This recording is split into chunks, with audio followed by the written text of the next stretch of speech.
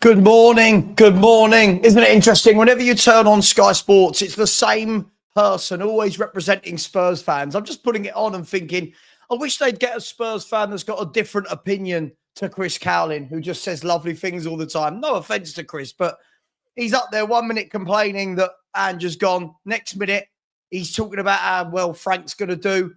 Can't we have some consistency? Isn't anyone else allowed on there other than Chris Cowlin? Big up to you. Big up to Chris Cowlin, by the way. I just find it a bit strange. Like they never get a cross-reference of Spurs fans on Sky Sports. Good morning to you all. The fixtures are out.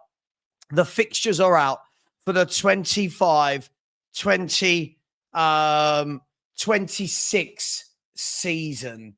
And we'll have a little look and we will see who we've got, who are our first 5 games, first 6 games. We'll go through it month by month. Also, a number of transfer rumours. This morning, names like Mohamed Kudus are out there. Names like Vanderson are out there. Lots of people still hanging on to the hope of Mbeumo. I can't see it at all, people. I just genuinely don't see it. I'll be amazed if Spurs pull that off. As far as I'm concerned, that is going to be Mbeumo. As far as I'm concerned, Mbeumo off to Man United. We're going to be looking at apparently the likes of Kudus, Semenyo. I'm happy with either of these players. Just better than what we've got. I do not want to go into this season with Brennan Johnson. Phil said, stick a link up for us all. Vote for you on the channel, please. I don't know what that means. Vote for me for what, my man? What are we voting for? Listen, I don't want to go into the season with Tell, Brennan Johnson and Solanke. That front three for me will tell me that we've not had a good window and that we have got no plans at all to be a top football club. So Tottenham Hotspur, the fixtures are out. We'll go through them in a minute. Before we do, you know the rules. Smash the like button as soon as you get in here. It means I don't have to keep saying please like. There is a poll up which says, are you happy with our first 6 games? It says easy, they're okay, tough, or we're winning all 6. I do like the ones that always say we're going to win all 6.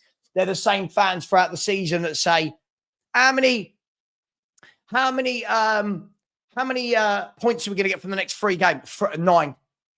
Does it matter who we're playing? Not 9. We're just getting 9. We're Spurs. We're going to win all 9. Okay, cool. I like those people. We'll go through that. We will have a look.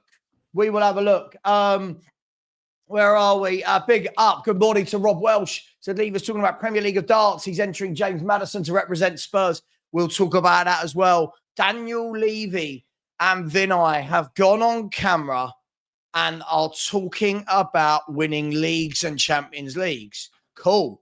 I'm here for it. You're all here for it.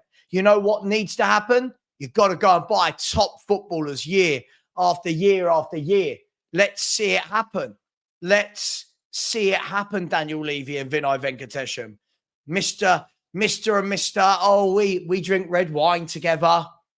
We know each other so well. We disagree on things, but we always reach the right decision. Cool. All right. You want to win the league? You want to win the Champions League? It's not going to happen overnight. Start working towards it. Start buying players that get us to the next level. Then when we're at the next level, buy players to get us to the next level. It's not going to happen overnight. You're not suddenly going to sign the players like Florian Wirtz and Erling Haaland, but you start making moves. Let's see it. Matisse tells, that's not it. That's not the one that's going to take you forward. Let's see it. Big up to Gary, said Rudy Galletti. Yeah, listen, I don't know why everyone's still worried about the Mbeumo thing. I can't see this happening at all. Man United, he's a Man United fan. Man United are a bigger football club than us. From as far as I'm concerned, that's not happening. That's not happening at all. Adis said, I think November's our hard month. Chelsea, United, Arsenal, Fulham, they're a tough month. We'll get to it in a minute. Big up to Adis. Big up to Vinny Rowley. Daryl says, nice first fixture. Listen, but I don't see us getting a lot of points up. Come on, Daryl. Let's not start like that. Let's not start like that. Yes. let's get behind them. Let's see. I think we've got a lot of winnable games in that first half of season. I really do. Rick Kane said, big up Savva. Levy has talked the talk now. Time to walk the walk and buy some quality players. It's that simple for me. It really is. We can talk around all the other ifs, buts, maybes. What's he done for 24 years? That doesn't matter now. What matters now is you've said it. You want to win leagues. You want to win Champions Leagues. Show us. Stop buying kids and show us. Stop bidding for 19-year-olds from Bayern Munich and show us. Good morning, you bunch of Savaloys. Oh, that's not a name that should ever stick. Good morning. Bader, it's okay, but I do feel like people like you really undermine what I try and do. You know, I'm trying to grow a channel and you come in, watch the whole show and say things like, I don't like the transfer shows. Don't watch then. Go away. It's simple. I don't have time for all this. Oh, I'm sorry, but I don't care. You do it on purpose and then you apologize. Means you don't mean it. Big up to come on your purse, because no team should be taken for granted considering how bad we were. I can tell you, we will not be that bad this year. We have a coach. We have a manager. We have a manager that understands, oh, we've got someone different this week. Let's tweak how we play.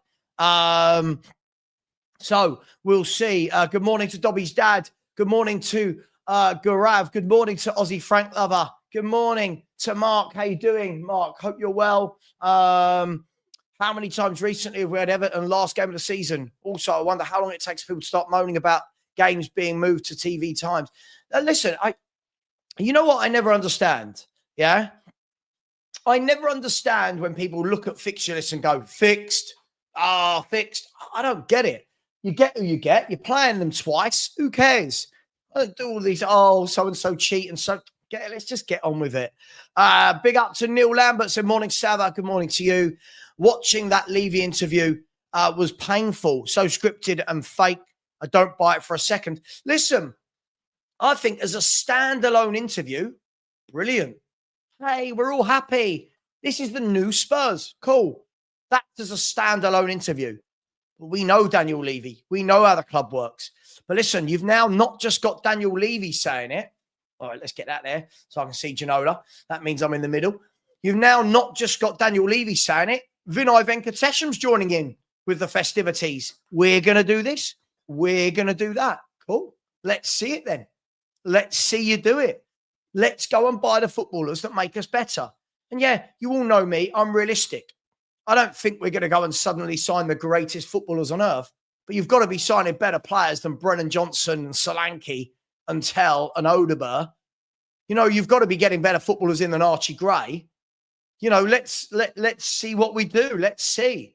Morning to you, Emma, who has said United's first 5 games are brutal. I've not seen United's first 5 games. I'll have a look at that in a minute when we bring them up. Good morning to Tarek. He said, bring Simons. Yeah, apparently, let's have a look. Somebody sent me this morning. Let me have a look.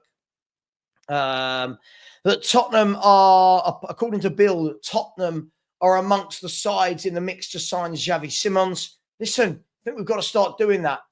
One of my mates sent me this. He said, this would be my ideal incomings. You let me know what you think. I won't say who it was. Vanderson, Ribeiro, Agome, Simons, Semenyo, and Calamendo. I'd be up for that. I'm all about that.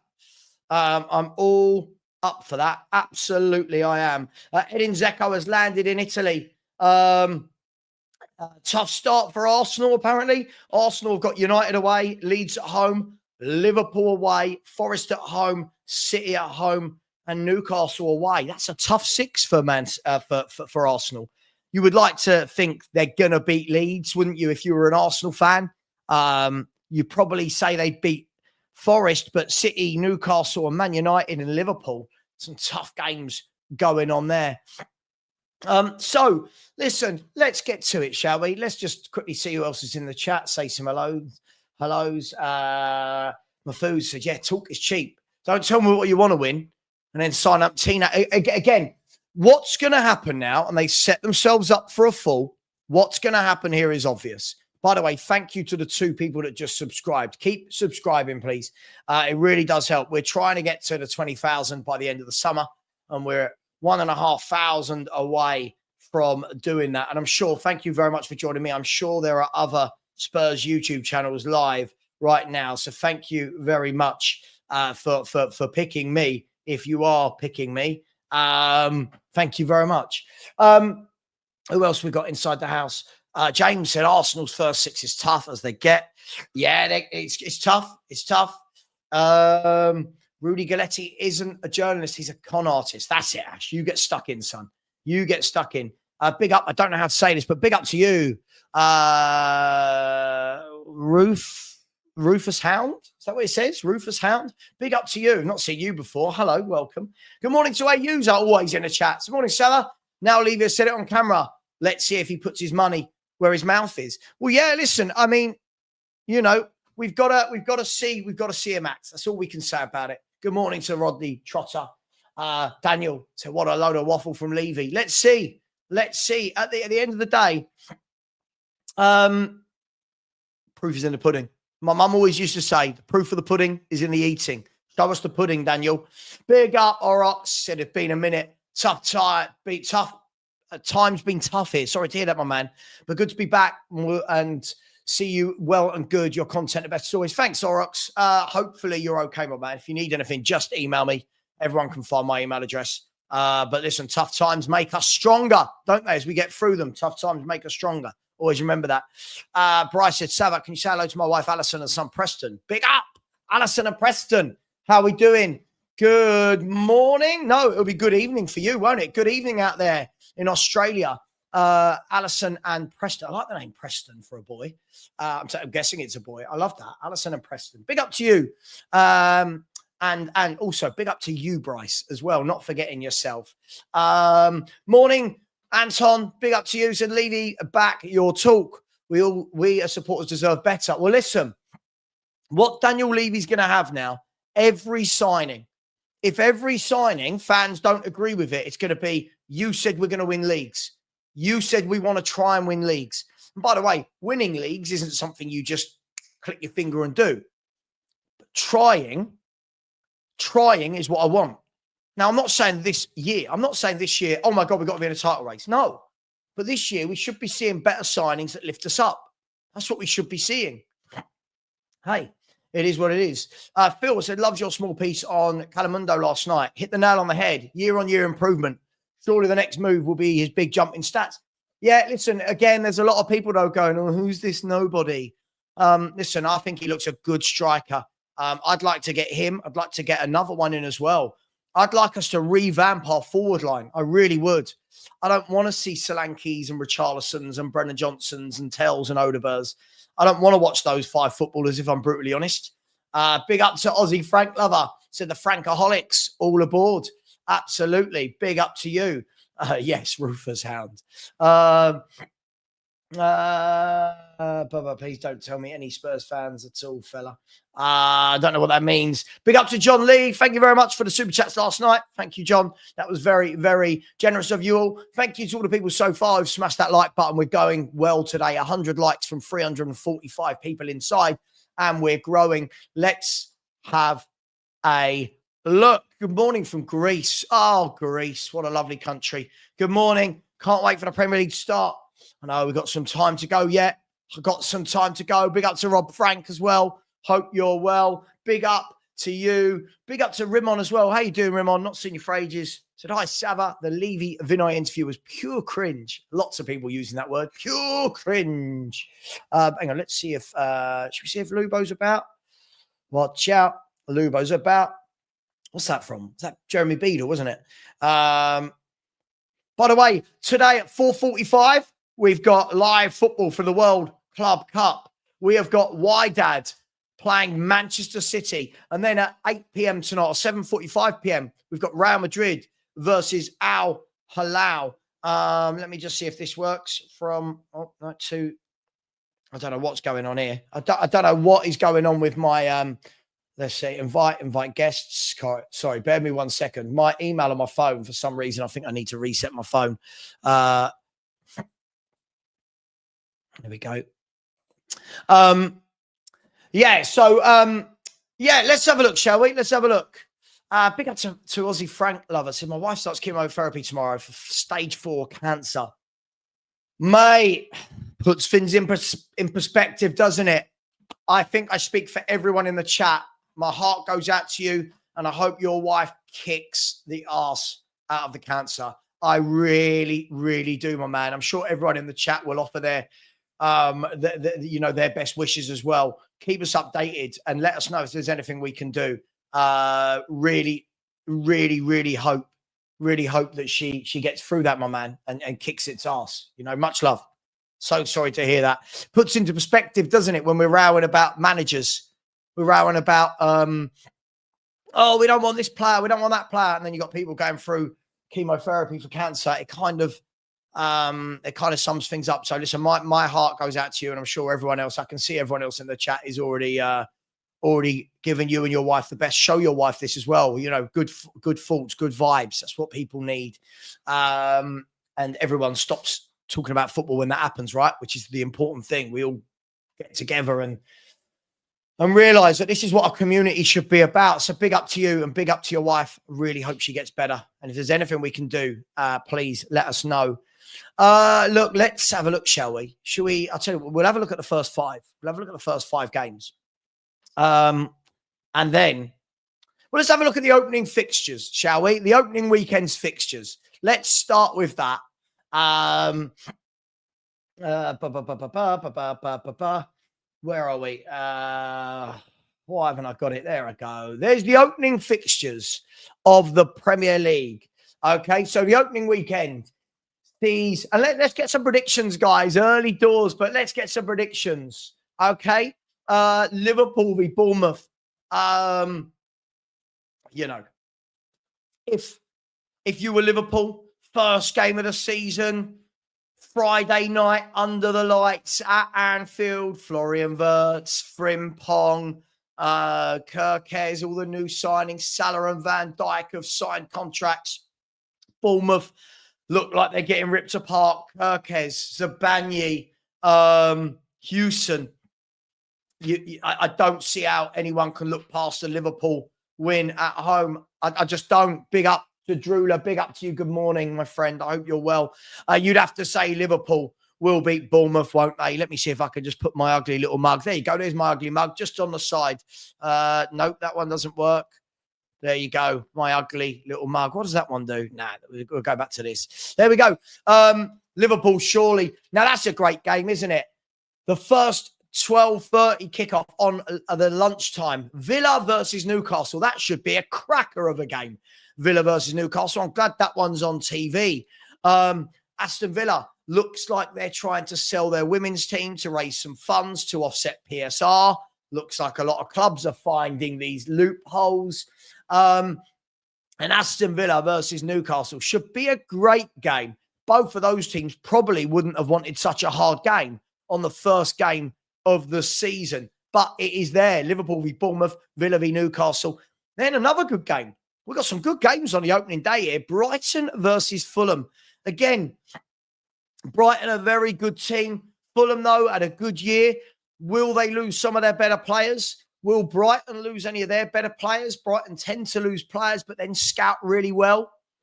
And then we've got Nottingham Forest versus Brentford. I'll do Spurs last, by the way. Then we've got Nottingham Forest v Brentford.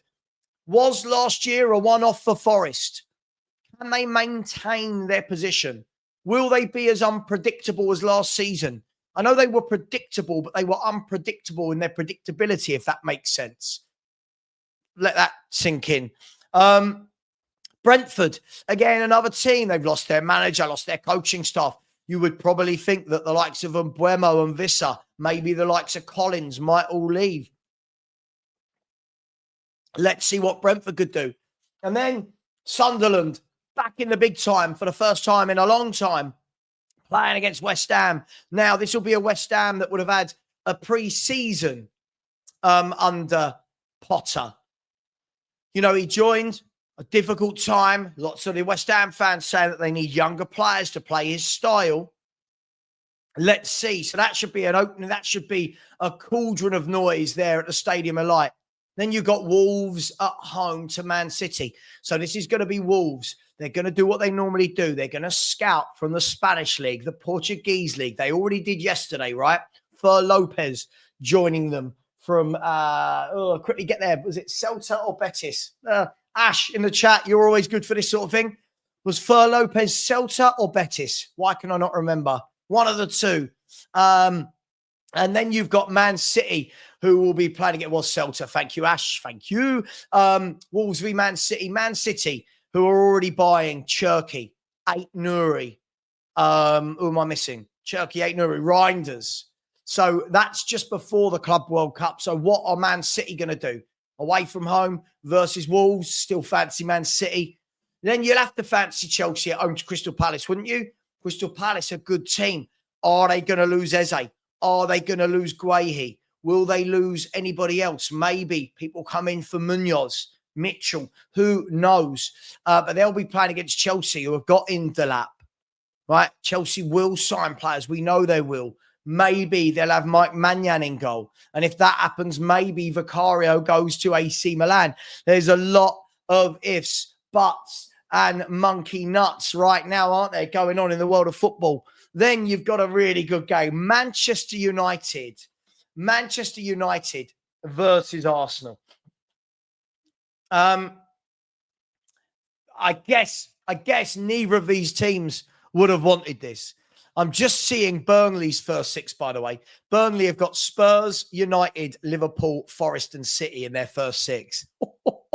That is a tough 6 games for Burnley and Scotty Parker.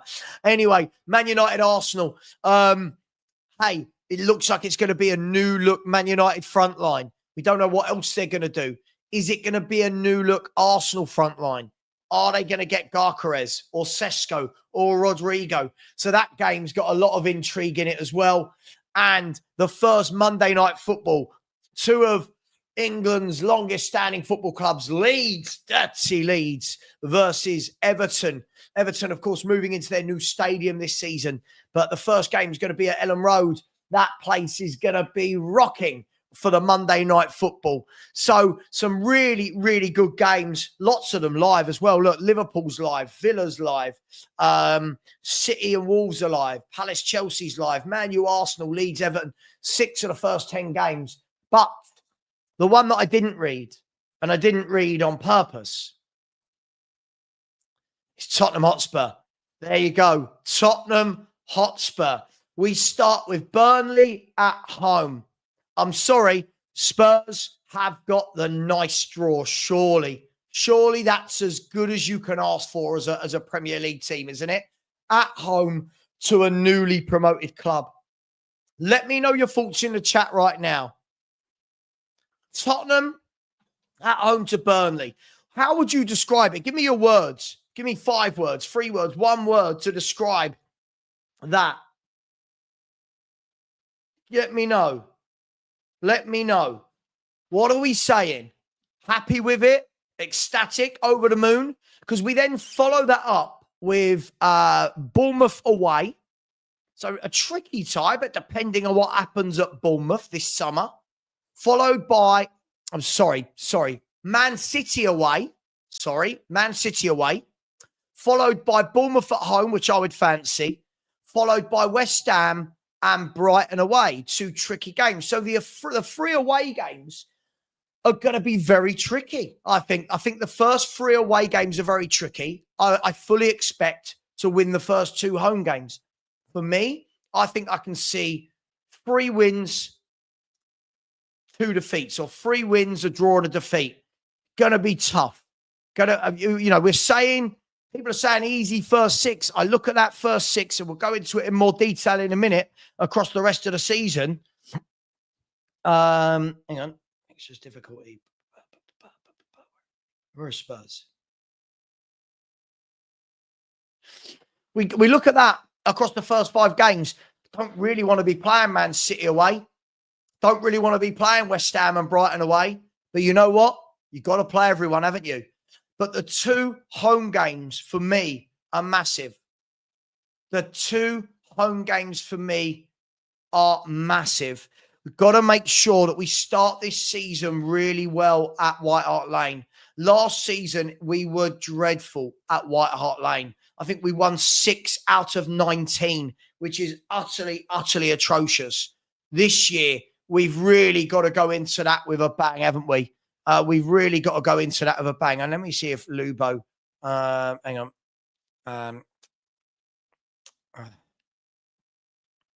Here we go.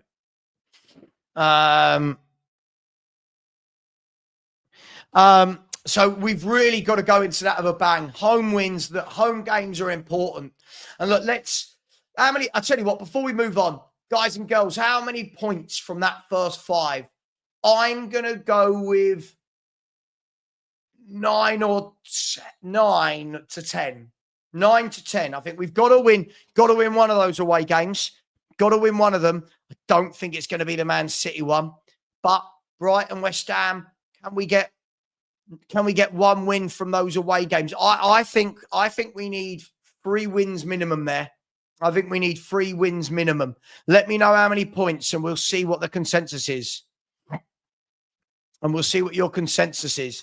Let me know. So let's start going through this, people. Here we go. Oh, guys and girls, the summer is heating up. We love it. I feel renewed.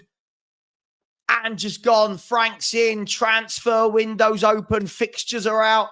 Tottenham Hotspur will be back sooner than we know. Rob said, I think the away games will surprise us. Okay. You want to elaborate, Rob? What do you mean?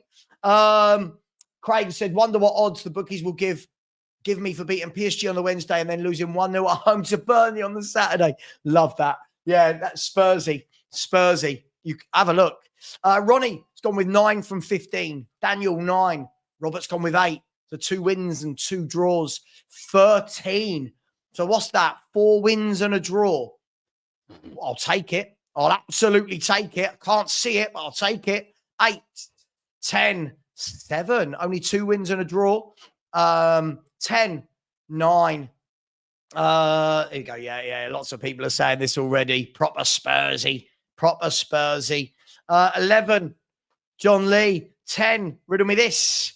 Spursy Rob said, if we don't win game 1, a section of fan base will be coming down on Frank. Yeah, I fully expect to win game 1. Ed thinks 15. I'll tell you what, I think you're massively going over the top there, but we'll take it. 10, 7, 9, 7, 10, 8, 11. I think most people are in between that 11 and 8 mold, aren't they? I think most people are kind of in there. 10. God, you're going to have to make me add this up. Burnley win. West Ham win. Bournemouth draw at home. Okay, I'll be disappointed with that draw. Okay, so what's that? 6, 7, 8. 8 points from 15. Just as Arsenal, just a spicy Spurs. Nebo has gone with 5. Okay, I'll be really disappointed with that. 7, 5, 12. 4 winnable games. I'm guessing you're talking about the Man City game not being 12. We need this Frank interview. Let the man have his holiday. Yeah, let him have his holiday. 10. Bruce has gone with 15. 8, 10. I think most people, the ballpark seems to be in between that kind of 8 and 11 spell, doesn't it?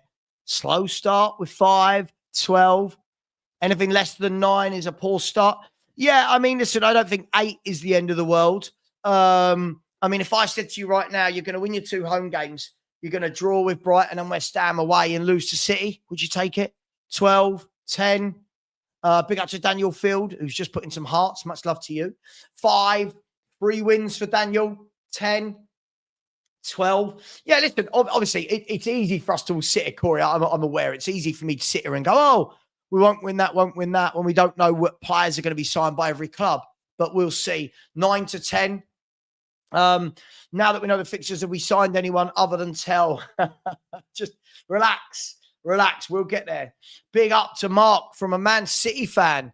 Ours are quite favourable. Who you got, Mark? Who's your first 6? I know you entertain us on the second game of the season. How are you feeling about that? Comfortable with playing Spurs? Let us know. What are your first 6, Mark? And welcome to the channel. If you haven't subscribed, Mark, you know what to do. Smash that subscribe button.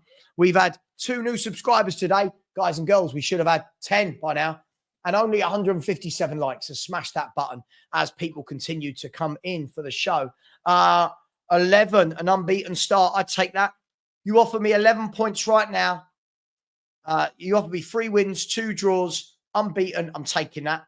Ivan Toney scores a hat-trick for us in the first game, in the game against West Ham. I tell you what, is Ivan Toney coming back to the Premier League? Would that be a good signing?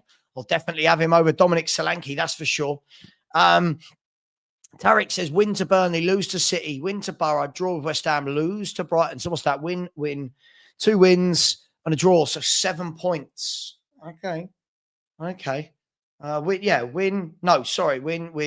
draw. Yeah. So 2 defeats. Yeah. Okay. 12. Steve said we need a good window. If we have 1, then 10 to 11 points. If we don't, 7 points. Going to be interesting. Well, Daniel Levy's told us we want to win league titles. We want to win Champions Leagues. Put your money where your mouth is, Daniel Levy. Where is your mouth, Mr. Daniel Coys? 350. 350. What? What are you talking about, Lee? What are you? Am I not reading that right? Darren has said 1 if Ange was still in charge. Why can't we get fit? No one's saying we can't. It's a tough ask, isn't it? 3 away games in your first 5. That's tough. But you're getting the away games out of the way. Parker is the Burnley manager. Of course he is. Let's have a look, shall we? Sure. But, they do beat us quite a bit as well. We always say we're their bogey team, but they beat us quite a bit as well. Morla said we're throwing the Burnley game to win the Super Cup. I don't think there's going to be any of that this year. There's going to be none of that. None of that this year from Thomas Frank. None of this. Oh, well, sorry. It's who we are, mate. We've got to forget the season for 19 games to have an easy cup run. No, not having that. Let's have a look, shall we? This might be a bit small. That's a bit small. So I'll tell you what we'll do. We'll go through it like this. Where are we? Let me hang on. If I put myself back there and then bring up the screen. There we go. There we go. So here are the fixtures for Tottenham Hotspur. We'll start, funny enough, at the beginning with August. We'll start with August. We know we've got Burnley, Man City, and Bournemouth. And then September, it all starts to get a little bit busy, doesn't it? It starts to get a little bit busy. West Ham away, followed by a Champions League match day. So we play West Ham on the Saturday, and then we play in the Champions League on the 16th to the 18th. One of those days, Tottenham will be playing in the Champions League, followed by Brighton away in the league on the Saturday. Then back to domestic action the midweek, which will be a Carabao Cup 3rd round, followed by our 3rd home game, which is Wolves at home, followed by Champions League match day 2. So again, September, big month already. You've got League, Champions League, and Carabao Cup. You've got 3 different competitions, all within the space of 6 games, and all within the space of, if I'm not wrong, isn't that within the space of 18 days? 6 games in 18 days, if I'm not wrong, the 13th through to the 1st. Yeah, 18 days, 19 days, 6 games across that time. So that's going to be very interesting going into September. Then as we move into October, what have we got? We move into October. Leeds United away. 2 more Saturday games. So you notice we've got some Saturday games. No more Sunday games.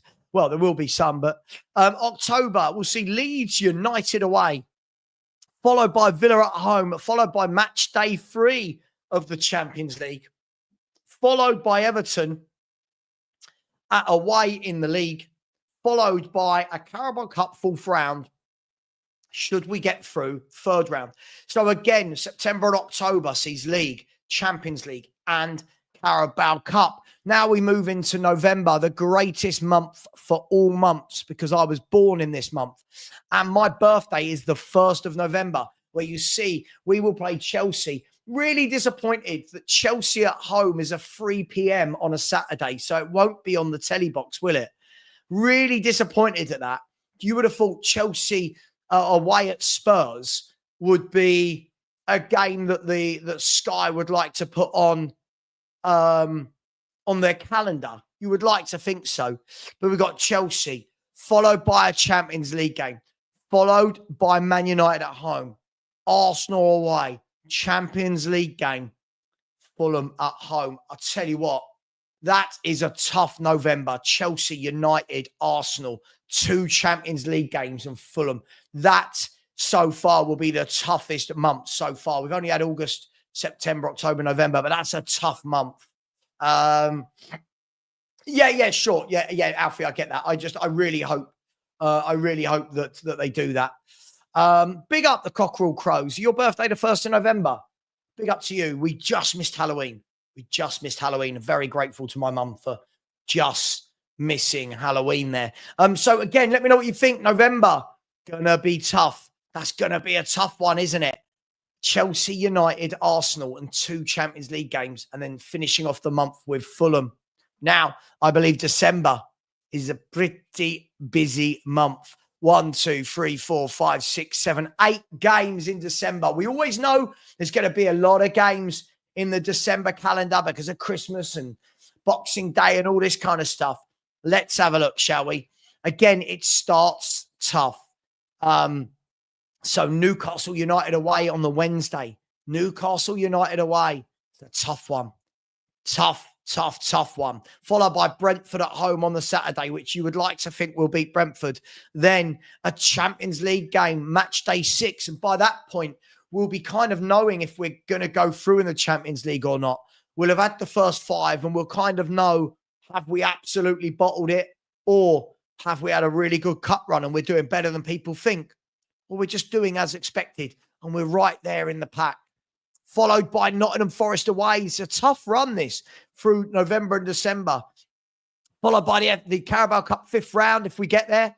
So listen, if we get 8 games in December, it means that we're still in all the competitions. And by that stage, the only one, of course, we can be knocked out of would have been the Carabao Cup. Followed by Liverpool at home. Followed by Palace away and Brentford away. So for me, I think November and December, some tough fixtures in there, but why not? But they'll be looking at that, won't they? Palace, Brentford, Forest, Brentford. These clubs will be looking and going, oh, Spurs are tough. And that's the way we need to look at it. None of this throwing games. This is a new era. None of this throwing games. And thank you to the person that just subscribed. We're 15 subs, by the way, away from 18.6K, 18,600. We're only 15 subs away from that happening. So if you haven't subscribed, please do. That would be really appreciated. There is the link. I'll put it in the chat. So it's right at it's pinned at the top, and I've just added it at the bottom. So you'll see it. It looks like that. If anyone hasn't subscribed, it will look like that. It will have come from me officially. So please do subscribe.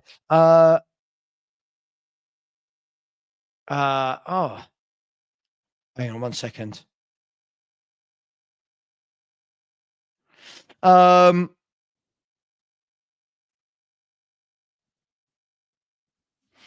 Yeah, so let's have a look, shall we? Let's have a look at January. Tough December and November there, though, people. Tough November and December. Good morning. Thank you very much to Emma Morton.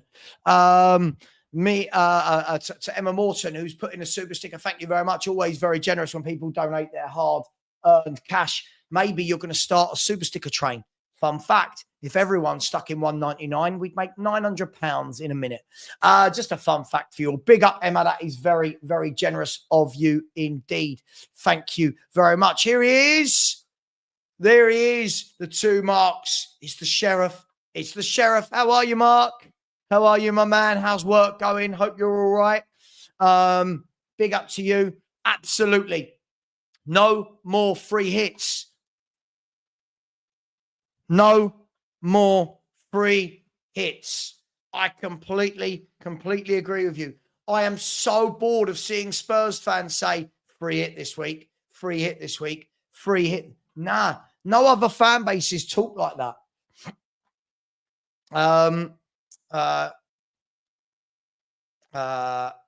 Sorry, yeah, we can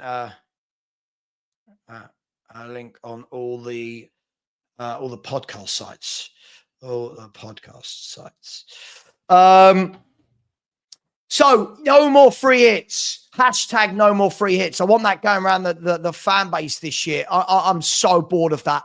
I'm so bored of people just saying league games don't matter. Doesn't matter where we finish. No. It matters. Let's get back to the league fixtures, shall we? Where are we?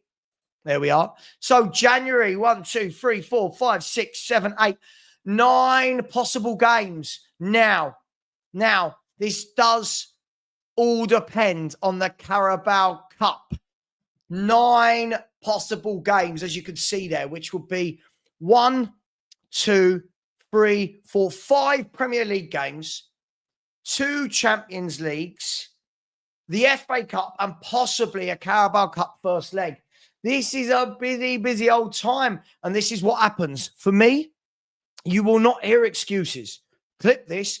You will not hear excuses in the season of, oh, but we've got Champions League at the midweek. Oh, but we've got a cup games. Hate fans that do that. Oh, but we play twice a week. Yeah. That means you're going in the right direction. Yeah, we're playing twice a week. Yeah. Sunderland at home, Saturday, January the 3rd.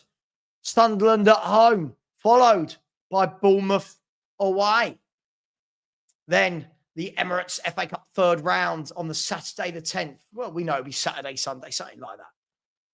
Followed by a Carabao Cup semi-final first leg. And now, obviously, that all depends on how we've done in the earlier rounds.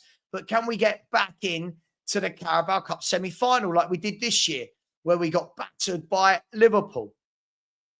Then the Saturday is West Ham United at home. West Ham United at home. West Ham United at home. We should be winning that. I don't ever want to lose to West Ham at home. Followed by Champions League match day 7. Now, match day 7 and match day 8, which are in the space of 8 or 9 days. This will be, we either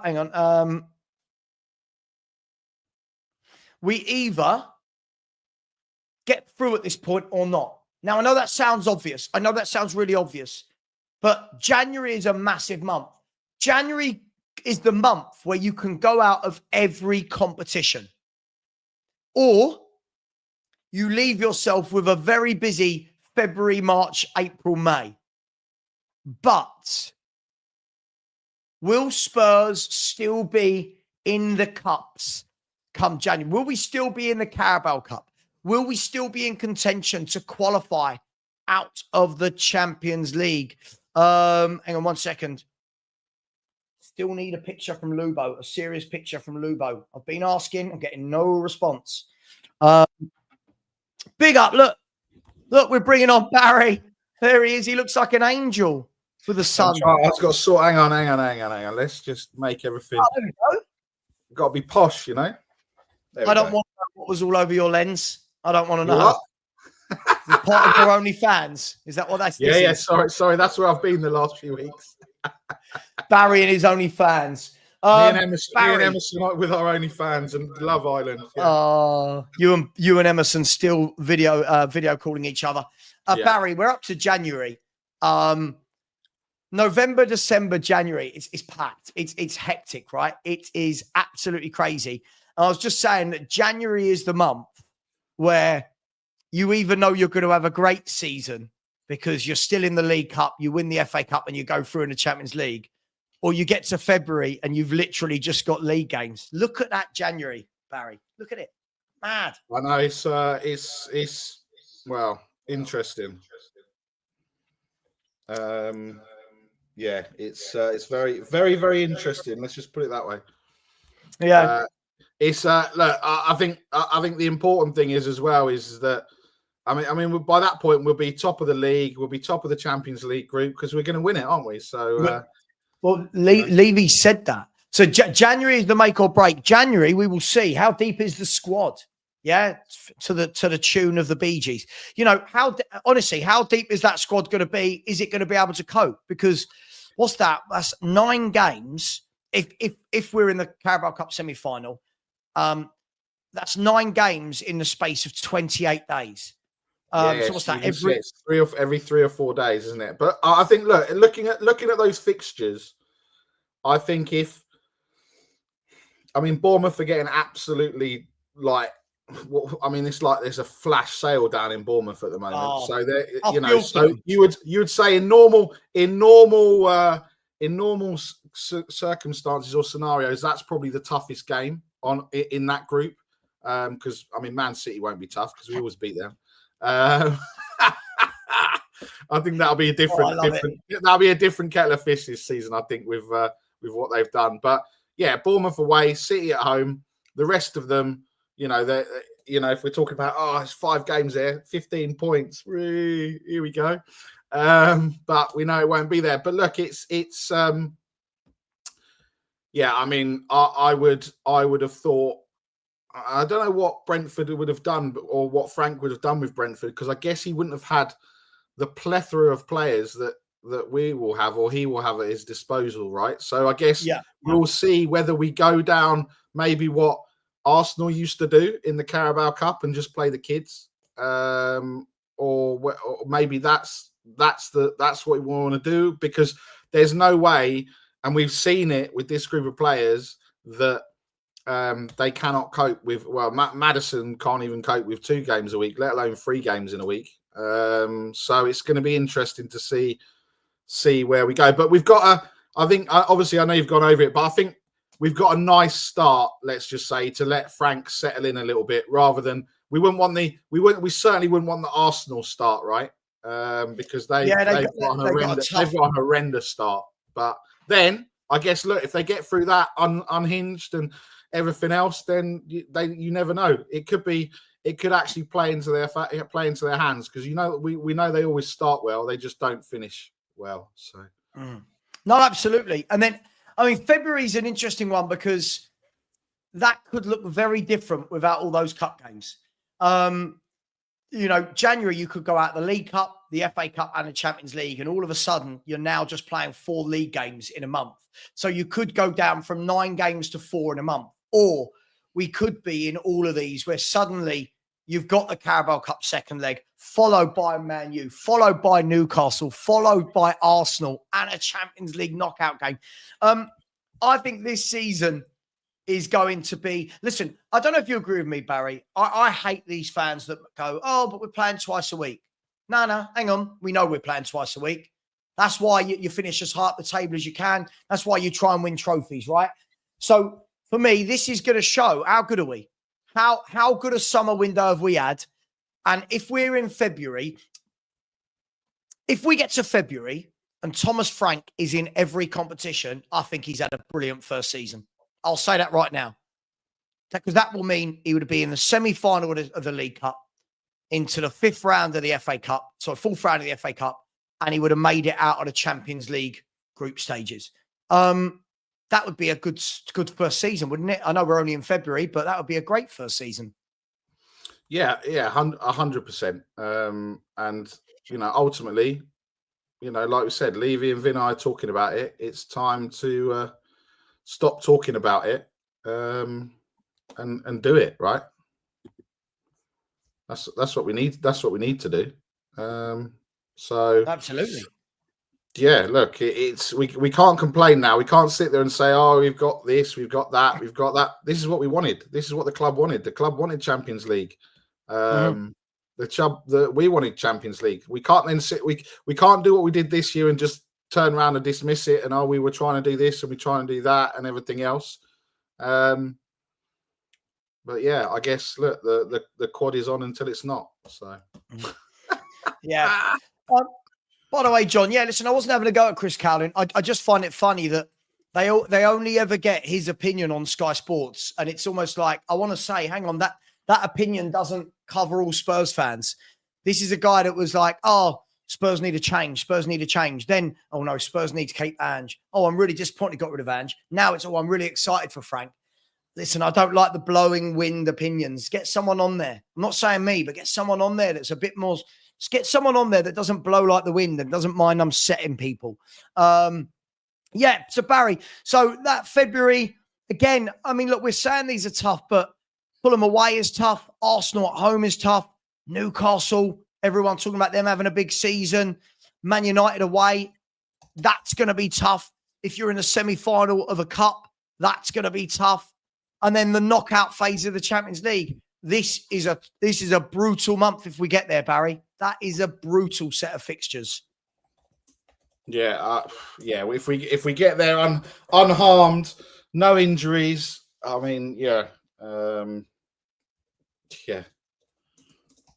I can always tell when Barry's doing something else, guys, because he gives me 3 or 4 word answers and doesn't leave me a lot to work with there. But hey, thank you for that. But I just think we know what we are, and we know how this team's going to play. Look, first of all, we need to see what this squad is, what it looks like. What have we got? Another July, August. We've got a long old transfer window till it closes. I just think it's just going to be interesting. And I think if we go back to what Andrew was saying, it's going to be a roller coaster, right? It's always a roller coaster. So look, it is what it is, right? I guess we'll wait and see. We'll have to wait and see how we start, wait and see how we get through. There's obviously international breaks. There's everything else. We go from there. So. Yeah, it's going to be interesting. I mean, look, let's move into March as we go down to March. And again, it's all at this stage of the season, all of this is dependent on how we've done in competitions. But then when you look, Palace at home, Liverpool away, Forest at home, you suddenly get down to 3 games, only 3 Premier League games. But Liverpool away, you would expect by March that Liverpool was in and around that title race. I don't know. Do you see Liverpool going again? I mean, they're buying big. They've kept the 2 main ones in my mind of Van Dijk and Salah, Wirtz, Kirkes, Frimpong. Do you see Liverpool being right up there again for the title race? Yeah, I think for me it's going to be between Liverpool, City with the signings that they've made, without a shadow of a doubt. And I guess the big question is with Arsenal is what happens with that striker, right? If they get a striker, then I think they'll be up there. If they don't, then I don't think that they'll be there for a bit, and then they'll just do what they've done the last whatever phase they're in now, phase 6. So the last 5 phases before that, right? So I think it's Liverpool or City that are going to be the ones that are going to be there or thereabouts challenging. I can't see anyone out. There's no one really, like I said, unless Arsenal get that striker, then they'll join them. But yeah, the Liverpool and City are doing some shrewd business. They're not, they're doing what Liverpool obviously didn't sign anyone the season before, and everyone was laughing, thinking, they don't, but they didn't need to. Look at what they've got up. That front line with Diaz. Jota was injured for most of the season and wasn't on form. So he'll be almost like a new signing for them. You've got Frimpong. I think Liverpool, you've still got that. You've got that question around the left back position. But I guess now, I guess that's what do they do with Robertson? I think they probably move him on, and then we'll see kind of what happens. But Liverpool is always susceptible to They're not the team that they were where they used to blow teams away.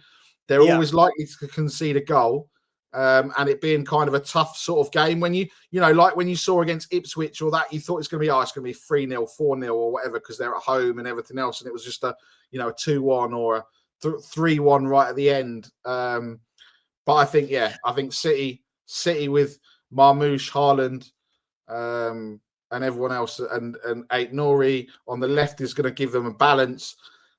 I guess they've got a question about Kyle Walker because obviously not good enough to challenge Emerson Royale at right back and stay at Milan. So what can we, there's that question to moving him on. But yeah, I think it's going to be interesting to see what happens. But yeah, apart from those two, I can't see it being anything else. Yeah, I think that the thing with Liverpool is for the last few years, if we look at the last 6-7 years, it's like they win it and then they fade away. Then they win it, fade away. For them to stay up there again, they're going big. Like their fans were annoyed that they didn't go big last year. They only brought in Mamadashvili, who went straight out on loan as the goalkeeper, and Chiesa. Yeah. But they got annoyed at their club for not going big, then went and won it. So which makes a kind of mockery of having a go at the board, right? They've kind of won it and didn't go big. This year they've gone big. This year for me, the difference, Nick, is that, and I'd love to get everybody's thoughts in the chat. I think the pressure on Liverpool this year is so much greater because this is now going to start to turn into Slot's team rather than Klopp's team, the more windows he has. So he's won it with all of Klopp's players. Now that he's got to reinvent Frimpong, Wirtz, Kirkes, is he going to go and win it again? I think Man City will win it. I think Man City will reinvent, and I think that there's no better manager in world football to reinvent than Pep Guardiola. I'm going to go with City. I know it's early doors. I still think they've got a big signing in them after the Club World Cup. Just while we're talking about Man City, guys, 4:45 p.m. today, you can watch live here. Man City versus Wydad of Morocco in the World Club Cup, followed by Real Madrid versus Al Hilal in the World Club Cup. So if I had to push you for one, I know it's early doors, but from what you've seen at the moment, is it Liverpool or City, or or anybody else? Chelsea, Arsenal? No, I think if you're going to push me for one, I'm going to say City. They're not going to. I very much doubt they're going to go 2 seasons without what they've done. Right. So I think it'll be City, Liverpool, Arsenal, and then I don't know who will be the other one in the 4th place or 5th place. I guess we'll have another chance of having 5 teams or 400 teams in the Champions League next year. With the amount of teams that we've got in Europe next season. If we don't, then it'll be an embarrassment. I might actually. I'll tell you what. I'll say it now. I'll throw it out there. 4th will be Manchester United. I just think that they've got no Europe. They're making some shrewd signings. Amorim's, they're Man United. They can't keep being in this doldrum, right? So that'll be a. I don't think many people will choose Man United, but I think that for me, out of all the others, with it, because everyone else has got everything going on. Villa are losing Martinez, Newcastle. We saw how they struggled when they had all these games with the size of their squad and injuries and everything else. So I think Man United for 4th. Just let's see, be interesting. Chelsea, I don't know. I think they'll probably get rid of Maresca if they start off badly. I can't see them sticking by him. You reckon? Yeah. I just think that they are ruthless, aren't they? They are a ruthless football club. And that's the thing. The amount of money that they've spent and everything else. I think Chelsea Maresca could be the first manager sacked. There you go. Look at that. Early doors off the bat. 18th of June. Top 4 done. First manager sacked. Have some of that. There you go, everybody. If you want to lose all your money at the bookies, go and put. Let's see what with the bookies. First Premier League manager sack race. Here you go. Premier League manager sack odds. Let's see what they are, shall we? With Odds Checker. Premier League manager sack odds. Yesterday we saw what was Spurs, by the way. Here we go. Spurs was 70-1 to win the league, by the way. 70-1. Next manager sack odds, Premier League. Why can't I find that? Somebody in the chat, could you find that for me? Just so that I don't have to. Hang on. I might have found it. Next manager to be sacked. Here we go. Who did you say? Maresca. Can't find it. Someone in the chat, if you could find that would be absolutely amazing. Anyway, Daniel Levy said that we're gonna talk about this in a minute, but that we're gonna be in a we're gonna win leagues and Champions League soon. So that would mean that come April, we're still in the hunt.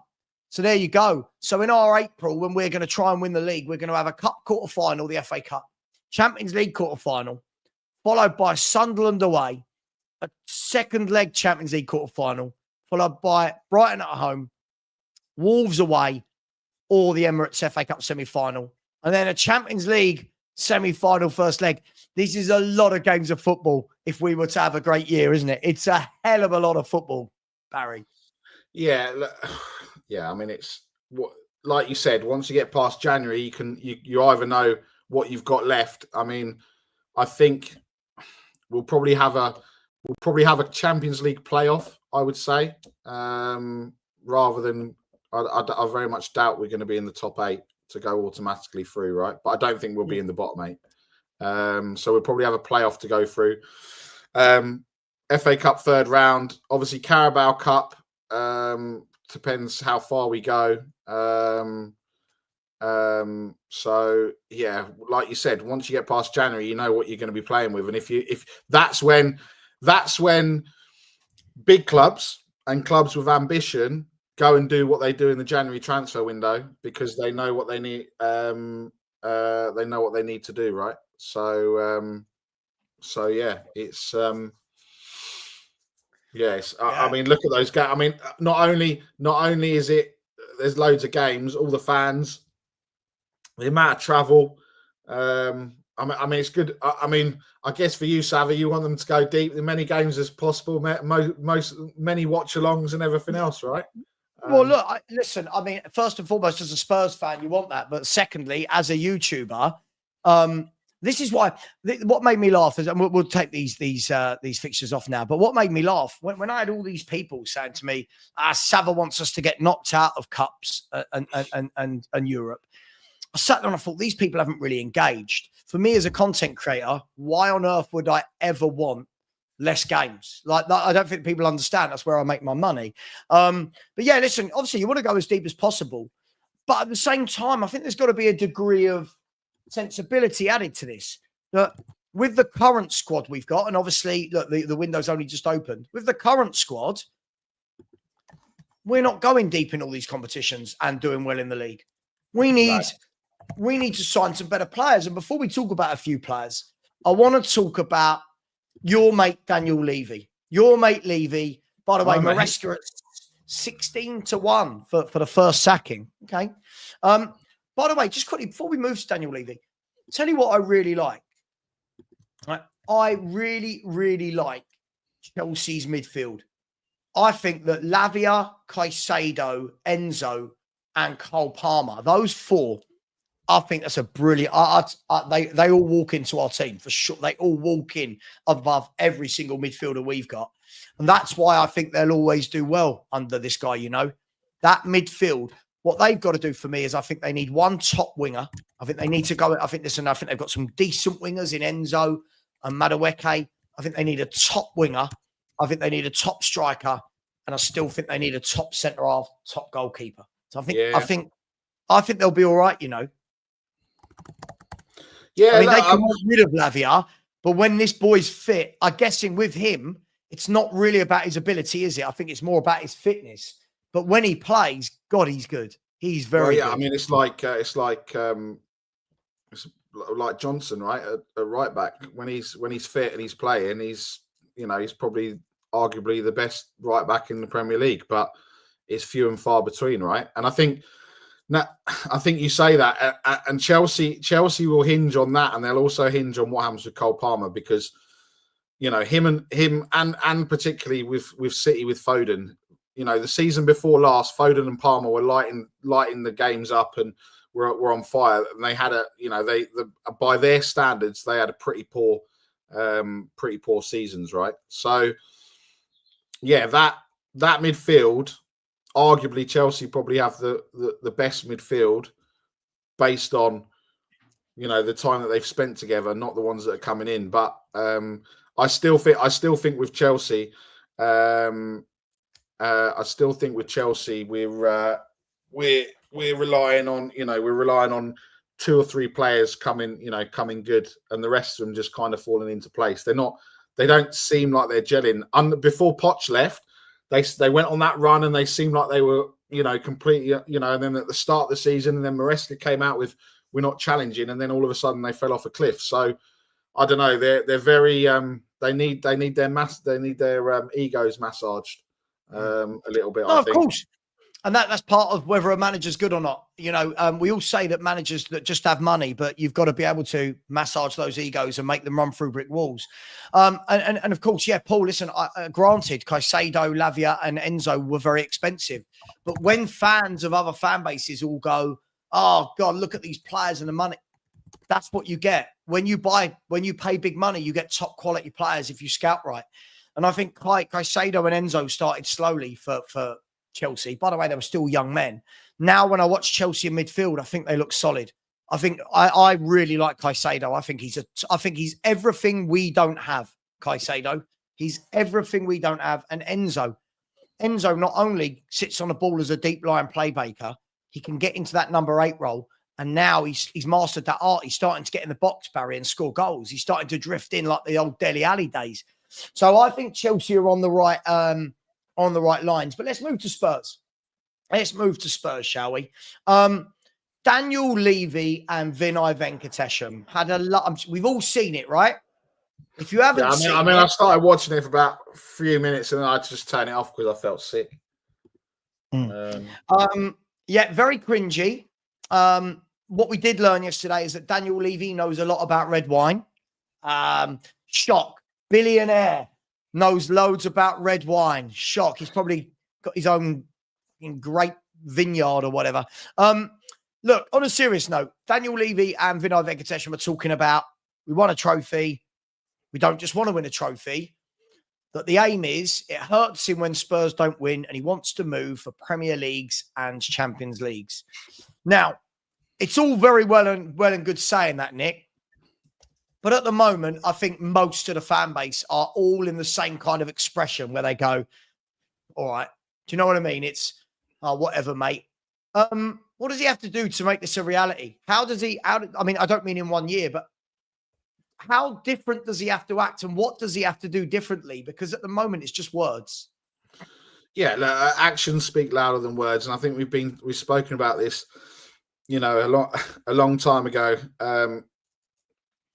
He hasn't really backed it up with what he did the other week in announcing Tell or Ben Davis. And then comes a week later and says, "Oh, we want to win Champions Leagues and Premier Leagues." Well, those types of players don't win you Champions Leagues and Premier Leagues. So yeah, it's just, unfortunately, it is just it's just the way that he is and the way that the club are with the fans is they'll just give him a little bit. They'll just have him on tenterhooks. I got an email from the club. Let me find it because obviously, like I said, I wasn't going to renew my season ticket. And let's just see how poor this email is from the club. It's quite. What, an email the club sent you? Yeah, email basically saying, "Oh, we're sorry that you didn't renew your season ticket." Not asking me why I didn't renew my season ticket. We're sorry you didn't renew your season ticket. But we still want you at the Tottenham Hotspur Stadium. Pay us 50 quid for a membership, even though they've still got some of my money in their account that I can't withdraw until July because that's when you can only withdraw the money from tickets that were sold, right? So through the ticket exchange. So nothing to say, "Oh, we've still got your 70 odd quid. You can have that back." No, pay us some more money while we'll earn interest off that and millions of other people's money. And we're really sorry that you're not going to be there. But actually, we're not, because then we can get someone that's going to spend money in the shop, someone that's going to spend money in the concourse, someone that's going to stay afterwards and spend loads of money. So thanks. Actually, it was more like thanks for giving up your season ticket, not we're sorry that you gave up your season ticket. So I think it's just it's timing, and it's we've Donna Cullen has gone, the marketing genius, but there's still everyone there that's still at the right time saying the right things. If Sonny's going, he's going after the South Korea tour. Did anyone expect anything different if that's what's going to happen? Of course not, because they're not going to go. We're not going to go to South Korea with our biggest asset marketing wise not there. So it's they probably only agreed to it with Sonny being there. Let's be fair. That the number of fans that would turn up to see Spurs will be because of Son. won't it? They're not queuing up to see Brennan Johnson or Odeber or Tell, are they? They're coming to see Son. But what we've got to do is have a deal ready to go for the week after. Farewell. Thank you very much. See you later, Son. But again, people say I'm harsh, right? They always say I'm harsh, Nick. You've got fans saying they want to be a top team and win things. Got the owner now saying we've got to win things. Cool. Then I'm going to be harsh. Get rid of the Deadwood. Get better in than Solanke. Get better in than Brennan Johnson. Yeah. Get better in than these players like Archie Gray. Sorry, Lubo. Get better in than Papa Sarr. If we're going to be a big club, let's act like it from the owners right the way through to the fan base. I don't think that's too harsh. No. And that's it. Well, that's what we need to do. We need to start this. And also it doesn't just come from Daniel Levy. It comes from the fans. It come, that are accepting tells I've seen something. I've seen this. I've seen that. What have you seen? I've just seen something. And then they come up with Matty K is a good one. Oh, it's my opinion, so that's fine.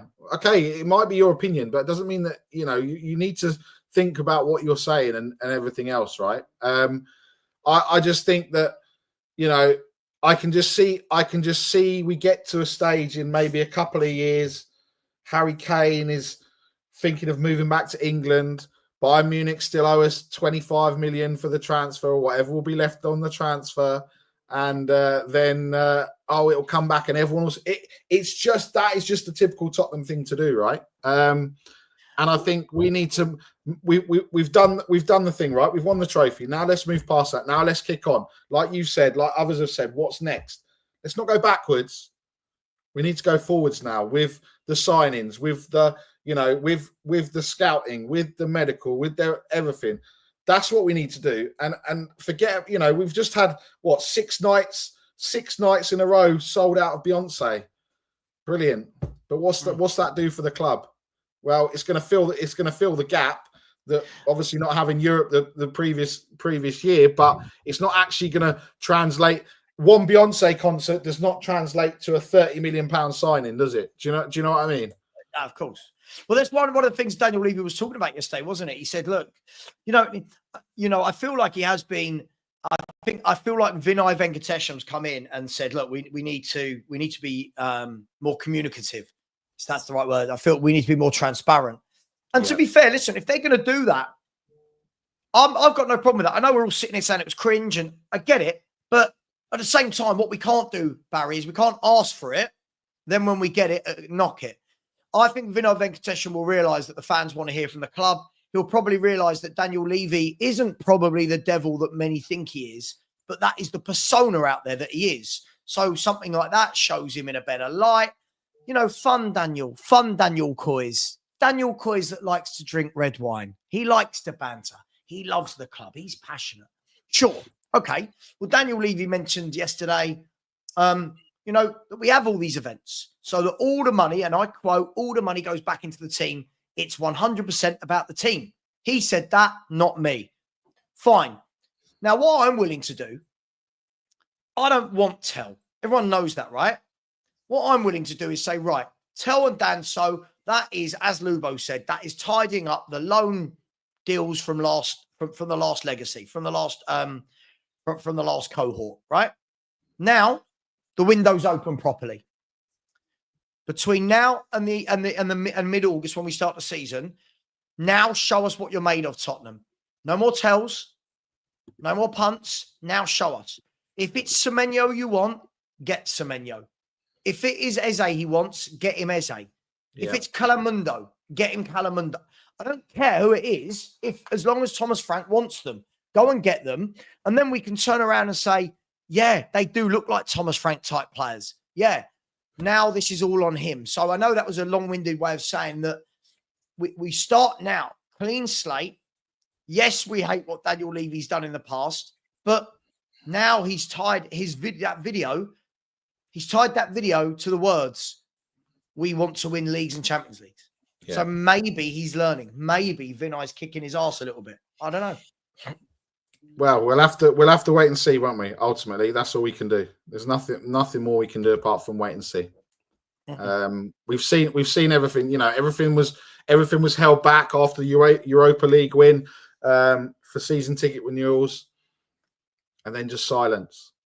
And now we've seen nothing going on, silence. And then something said, oh, everything's getting excited. Now the fixtures are out. Everyone's getting excited about the fixtures. The optimism, everyone's getting excited again. It's start of the season. The sun's out. It's summer, everything else. And then we'll start heading towards autumn and winter and misery and doom and gloom. And then we'll start again. And then January in the transfer window. And then we'll start again, doom and gloom. And then, yeah, that's what we need to stop. That's what we need to stop.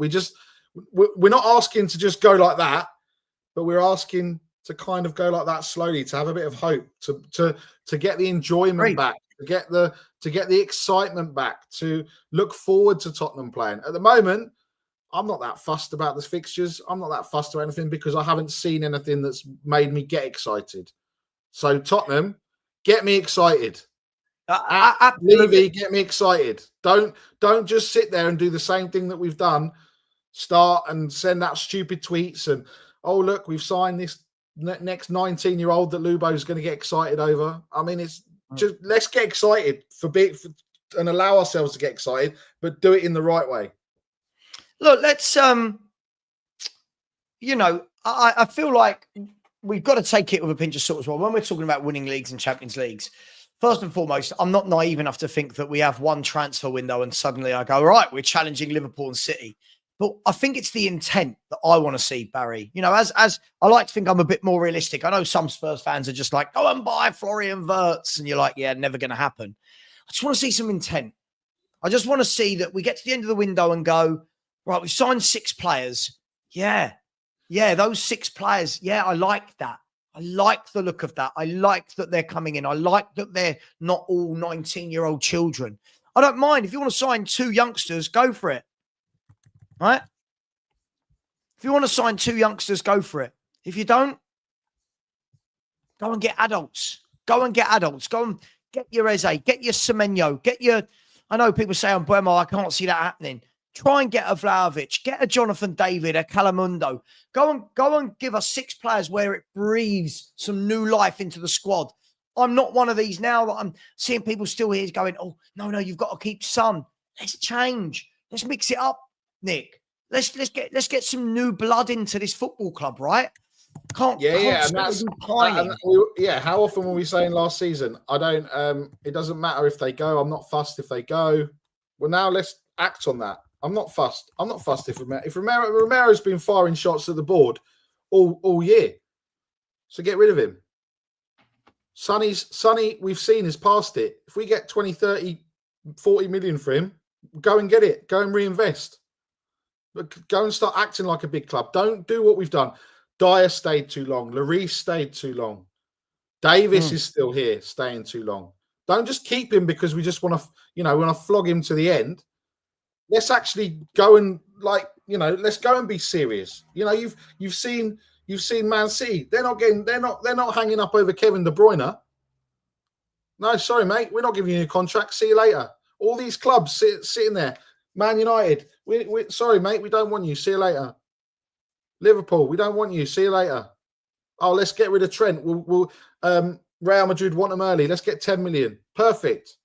Just go and do it. Don't just hang on to the final minute and go, thanks very much. Another year, another this, another that. I'm surprised we've got Sonny's replacement. But what's the plan? The plan should be, if that's what we're doing, get him to be playing. But he's not ready. But at least if they started doing that and said he's going to be in the squad and everything else, then at least we can go, yeah, fair enough. That's great marketing opportunity there. But there is no plan. There's no, we just and it needs to be ruthless. That's what we need to be. Ruthless. I feel like, yeah. And again, hang on, what's happening here? What is going on? Couldn't save attachment. I tell you what, my email's going mad. Why aren't you working? Sorry, I don't know what's happening. Sorry, bear with me 1 second, Barry. I'm trying to get Lubo in. But it's asking for authentication. I don't know why it's doing that. Bear with me 1 second.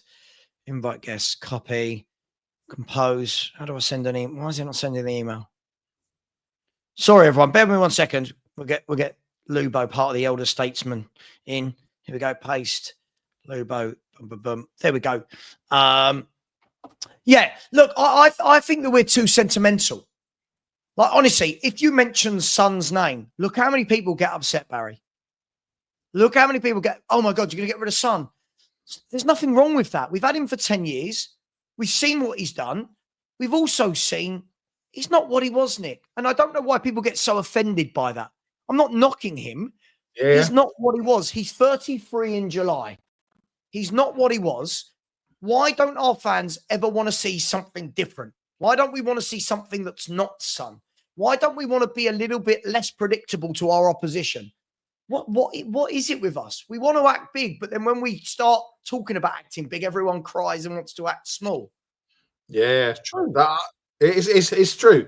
It's true. You know, I probably said start of the season, I said Sonny's finished, and then the absolute pile-on. Oh my God, what's this guy talking about? Sonny's a legend. No one's disputing any of that, right? But for the last 24 months, he has not been anywhere near the Sonny that we know and we've loved. So let go. Just as they said in Frozen, let it go. Don't hang on to this vision that what do we think we're going to see Son bombing down the wing, turning inside and putting it across the keeper? No, we saw enough. We saw what we saw in the Europa League final. He had 2 chances where he tried to run and he lost the ball both times. Sonny of old would have gassed his player and put it in the top corner. But we can't. We have to sit there and go. You know, people still talking about Harry Kane. How would Harry Kane be in his hands? We keep going back to what we've had, not what we need and what we want. Yes, they've been great. Yes, they've done this. Yes, they've done that. But come on, people. Time. There's a time and a place. And actually, if we saw what we saw with Ange and what the board did with Ange, that's what we need to do with some of these players. None of these players, for me, sit there and excite me, and I go, "Well, we should keep them all." They can all go. There's no, there's no one to say, but they can go with our blessing. They've done what they need to do. The one person that probably feels let down by this is probably Harry Kane, because he's the one out of all of them that would have been there the longest and probably deserves to experience that. You wouldn't see Harry Kane firing tweets about the club like Romero's been doing. Mr. Romero, who turns up when he's got a blue and white shirt on, but when he's got a white and blue shirt on for Tottenham, he doesn't turn up because it's not in stripes and it's not in South America. I mean, it's madness, right? So absolutely. I just think we just need to, no one's sitting there and criticizing Romero. They're like, "Well, Romero's right." Okay, but if we sell him, no, we can't get rid of Romero. Why? Have we seen bar a few games, and granted in the final he was good, but bar a handful of games over the last 2 seasons, I've not seen the Romero that we thought we'd signed. And then when he was flying tackles, Romero, look at him, he's clattering people. Yeah, getting booked, getting sent off and costing us games of football. Yeah, people don't think about that. I mean, look at this. Paul is absolutely right. One of my channel members, big up Paul, said, Savva, it's the same with every one of our players. We buy a midfielder and they say, where is he going to play? Oh my God, you can't replace Sumo Bentancur. We have been far too sentimental for our good at times. Paul, this also happened when we had a really good team under Poch. Remember, we had the team that was Dembele and Wanyama in midfield with Son, Eriksen and Ali behind Kane. And you'd go, Spurs are linked with this midfielder. Where will he play? I don't know. How about we rotate? This defender, we'll never get in above Ange, above Vertonghen and Alderweireld. We're far too sentimental. And again, this sums it up. Sonny needs to stay. No 2 ways about it. You want Solomon and Tell to stay, but ask Sonny to leave. I mean, mapping, first and foremost. You have never heard me say that I want Solomon or Tell to stay at this football club. I didn't want either of them signed, let alone staying at the football club. Second of all, I feel like Mapping, I know who you are. You just say ridiculous shit. I'm going to call you out. You're being a bit of a clown. Don't do it. Don't say lies. Lies are naughty. I think the trouble is, Savva, the trouble is, and we've said it, they've seen Solomon do what he's done in the Championship with Leeds, and they think that because he's done it there, I think, and I've said... That's what this guy's like. That's what this guy above you's like. I think Solomon, and Lubo's going to lose his mind probably, I think there's sentimentality because of... I don't mean this in a bad way. I think because where he plays his football internationally, I think he's bad. I think he's too good for the Championship, and I don't think he's good enough for the Premier League. He's a big fish in a small pond in the Championship, and he's not. He's just floating around like a little stickleback in the Premier League. Solomon is not good enough for Tottenham Hotspur. Lubo's gonna come up with fire now. Here we go. Apologies, Lubo. Welcome. Morning, guys. We okay? Sorry, yeah, my StreamYard reset, so it was asking everybody to authenticate who they are, so I've switched it off. Apologies. Cheers. I'd like to see if he's good enough. I don't know. We didn't see enough of him before he got injured 2 years ago to know whether he's going to make it at Spurs or not. So I'm in the middle. Let Frank have a look at him. Let's see what he's like in pre-season. If he's good enough, great. And if he's not, sell him. Simple as that. Can I ask though, if he, let's assume Frank has a look and says, "Oh, I like this guy," doesn't that then mean our two left wingers for next season are Tell and Solomon? Not necessarily, because I can see Frank playing a 3-5-2 with Udogie and Porro as wing backs. So where does Solomon, if that happens, where does Solomon fit in? Squad player. But yeah, okay, cool. You're playing a 3-5-2. You're playing the wing backs essentially. So but when you bring Solomon on, where does he come on? Yeah, but you've got players on the bench there. If you want to adapt the tactics and change the tactics to suit the match conditions, then you can switch to a 4-4-2 or a 4-3-3 or a 4-2-4 or whatever it is, 4-2-1-3, and you can bring Solomon on as wide. You could bring Johnson on or Odebear for argument's sake, and switch to two wide players and one centre forward, rather than playing, say, for argument's sake, Solanke and whoever as a front two. But doesn't that then block Mikey Moore's path again? If we're talking about all this Mikey Moore love and everything else, no? I think Moore will end up on loan at West Brom with Ryan Mason. Just got a feeling that they'll send him out. Well, I don't know. That injury looked pretty bad the other night, if I'm honest. I don't think we're playing much football this side of Christmas, but well, ligament damage depends if it's a tear or a pull or a strain or whatever. I've had so many ankle ligament injuries in my life, and they're all, unless you actually tear it, which could be a 6 to 9 month break from football. You can be back in 6 to 8 weeks depending on the injury. Let's hope it's not a bad one. I think it's a shame that's happened with Moore, because I would have thought that he should have gone on loan.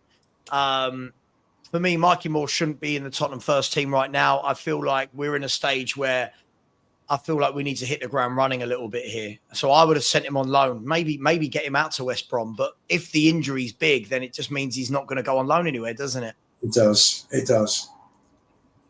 I just think you're not gonna get agreement on that second name, ZZ Grom. I just think that we've got, it's like we look at this. People talk about stats. There was that one about Sonny's 17 goal and assist last season, but look at who they were against.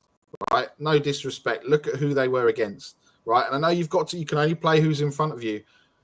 But when was the last time a Sonny turned up in a North London derby? When was the last time he turned up in a big game when we needed him to turn up?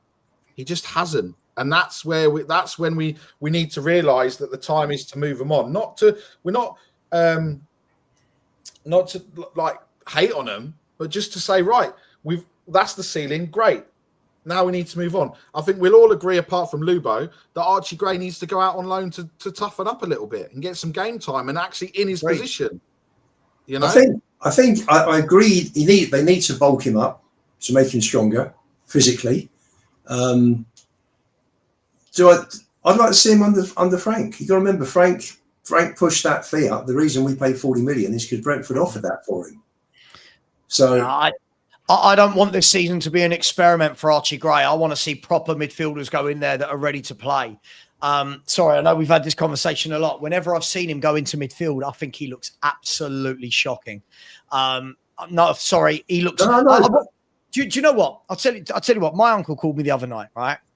My uncle called me the other night and he said, "Are you watching the under-21s?" And I said, "I'm watching it loosely in the background." Blah blah blah blah blah blah. And he said, "Let me tell you about Archie Gray." Now, my uncle was the head of the academy at Charlton for like a decade or two. It was a long time.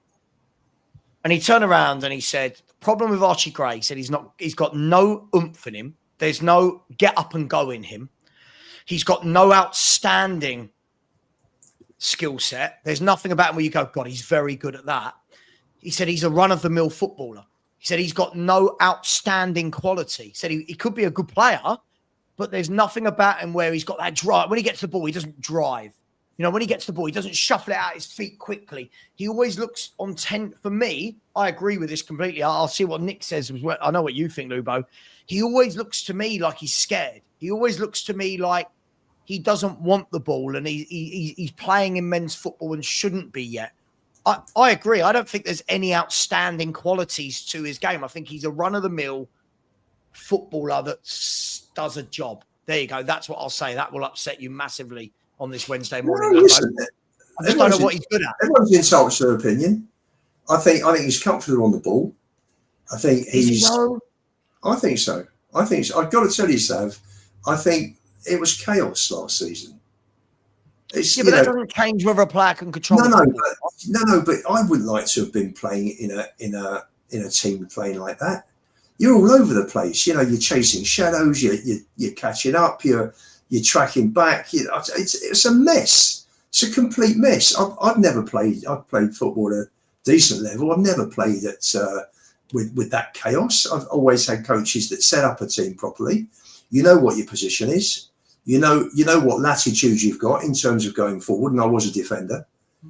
And for me, you know, let's see a lot of these players with a proper coach playing in a proper team with a proper system. And Can I ask where he plays? All right. So let's go with your theory that Frank brings him in and says, "You're my guy this season," right? So what are we saying? That we're playing a double pivot of Bergvall and Gray? Because I mean, if you want that, it's a young double pivot for Premier League, isn't it? You don't normally get very Should we go back to that Liverpool game then, with when Gray was in midfield? Because I don't want to go back to seeing that. Well, but you know what, Nick? The whole team got ripped to pieces. I don't think it was fair to turn around and blame. No, I'm not saying it wasn't just on Archie Gray, but we're talking about if that's what we're gonna do, and he's gonna play in that role. But listen, you look at the team. Look at the team. You had no Romero, Van der Ven were missing. Listen, I can understand shocking. I wouldn't say shocking. I think he's, considering he is a central midfield player, the way he played across the back four last year. I thought, coming in at 18 years old with no prior Premier League experience, I think he did okay. I think he did okay. It wasn't outstanding, wasn't fantastic, but did okay. Didn't come in the team and play like Troy Parrott did against Norwich, where you could see he was hopelessly out of his depth. So for me, that's isn't the worry. Isn't the worry though that, as we've always had this conversation about, he came in at the same time as Bergvall, and obviously Bergvall is levels above Gray. Oh, for sure. But Bergvall's a special player, sir. Well, okay, I'm not going to go that high, but yeah, Bergvall has definitely got something about him. Isn't that the worry then, that we've seen Bergvall and then we're going to try and produce Gray at the same time? And when I'm looking at the England under-21s, the boy can't even get a game in midfield for England under-21s. He's got Elliott, Anderson, Scott, Hackney. They're all in front of him. Okay. Maybe they're better players. Maybe they are better players in central midfield. And they're all central midfield players for their clubs, aren't they? Sure. But my question is this. This is a guy now that we're nearly 2 years without him playing central midfield. I said this to you on the show the other day. I feel like this guy is turning into Phil Neville. I'm not saying that's a bad thing. Phil Neville had a great career. Phil Neville spent his entire career, didn't he? Right back, left back, right back, left back. filling in. That's the danger. Then when he got older and left Man U, he went to Everton and then sat in the number 6 role. That's the danger for me. And that's why I don't know why anyone would want to keep him. I'd want him out on loan, learning. I'd want him out on loan and we're saying, right, we need you to play every game this year in the Championship at number 6. I don't think he's good enough for a Premier League team at all in number 6. I think we can only. I think it'd be interesting to see how many. I think is it only 6 that Ryan Mason can take on loan from for West Brom? They'll probably all come from our club. Yeah. I'm sure. But I've got no problem with that. Not all of them, but I've got no problem. If you want to take a Donnelly, let's see. Is Donnelly any good? Let's see. Let's see him not in League One. Let's see him in the Championship. Go and rip it up. Give him to them until December, January, and then have an option to bring him back if he's brilliant. Sure. Right, that's what I do. I do the exact same with Gray. Here you go. This is my theory, Nick. Tell me what you think. If I'm Spurs, I'm saying, right, we see Archie Gray as a number 6. I want him to go and play for Mason. If he's any good, go and play for Mason and West Brom in a team that will be up there fighting. And West Brom, they're always there or thereabouts for the playoffs and stuff, aren't they? They're there or thereabouts, right? They're either coming up, going down, or they're in the playoffs somewhere. If he's that good, go and be the main man at West Brom in the number 6 centre mid role, be in the team of the year or knocking on that door. Let's see it. Because for me, I've not seen anything. For me, I think we're all living off this one game he had against Chelsea for Leeds and everyone's raving about him. Realistically, I don't think anyone can tell me anything he's actually done. Sounds harsh, I know. Oh. Sounds harsh. Well, if you're looking at long-range passing, the ball to Sonny that set up Johnson for the goal at Ipswich was superb. He picked that out with great vision and great accuracy. So if you're looking for outstanding bits and bits, there are a few outstanding bits. There weren't many, but he just went in and did a job. He went in and did a job, didn't he? In defence, I think he went in and did a job. By the way, did a job. I know you always try and misquote me when I say he did well and did a job. No, I think he slot in and did well. But Nick, let me ask you: when you watch Gray, like sometimes some that you can watch a young player and you go, okay, they're young, but look at that, like look at their footwork, look at the. What do you think of Gray? Because for me, I don't think he's good at anything. Frank might be able to coach out of him. I don't see anything that I go, yes, I'm glad we bought you. Yeah, no, I think, there isn't anything. When I look at Archie Gray and seeing him play and everything else, and Luvo's going to get upset, I haven't seen. He's done a job and he's done what we needed him to do, and he stepped up and commended for that because he played all across the back in that field. In midfield, he's looked, and not maybe not his fault, but he's looked horrible in midfield when he's played in midfield. Maybe that's because he's played against the teams that he's played, but one of them was Everton. You can't really say Everton are great. Liverpool, yes, you can argue, but Everton, he looked awful in that. Which game are you talking about? At Goodison. The well, game he started off on the right of the back three. I get it. But then was he in midfield? Not in midfield. No, I think he needs to go out on loan and do something. Like we saw. Look, for all his faults, we saw what another above average Championship player, Harry Winks. We saw what he did at Leicester in that midfield. He ran that midfield for Leicester. That's what you want Gray to go and do. Go into the Championship and go and run a midfield. If he's that good enough, he'll be able to do it. We saw what Bergvall did when he came in. He was 18 years old, whatever he is, came in and people were saying by the end of the season, he's probably the first name on the team sheet in that midfield.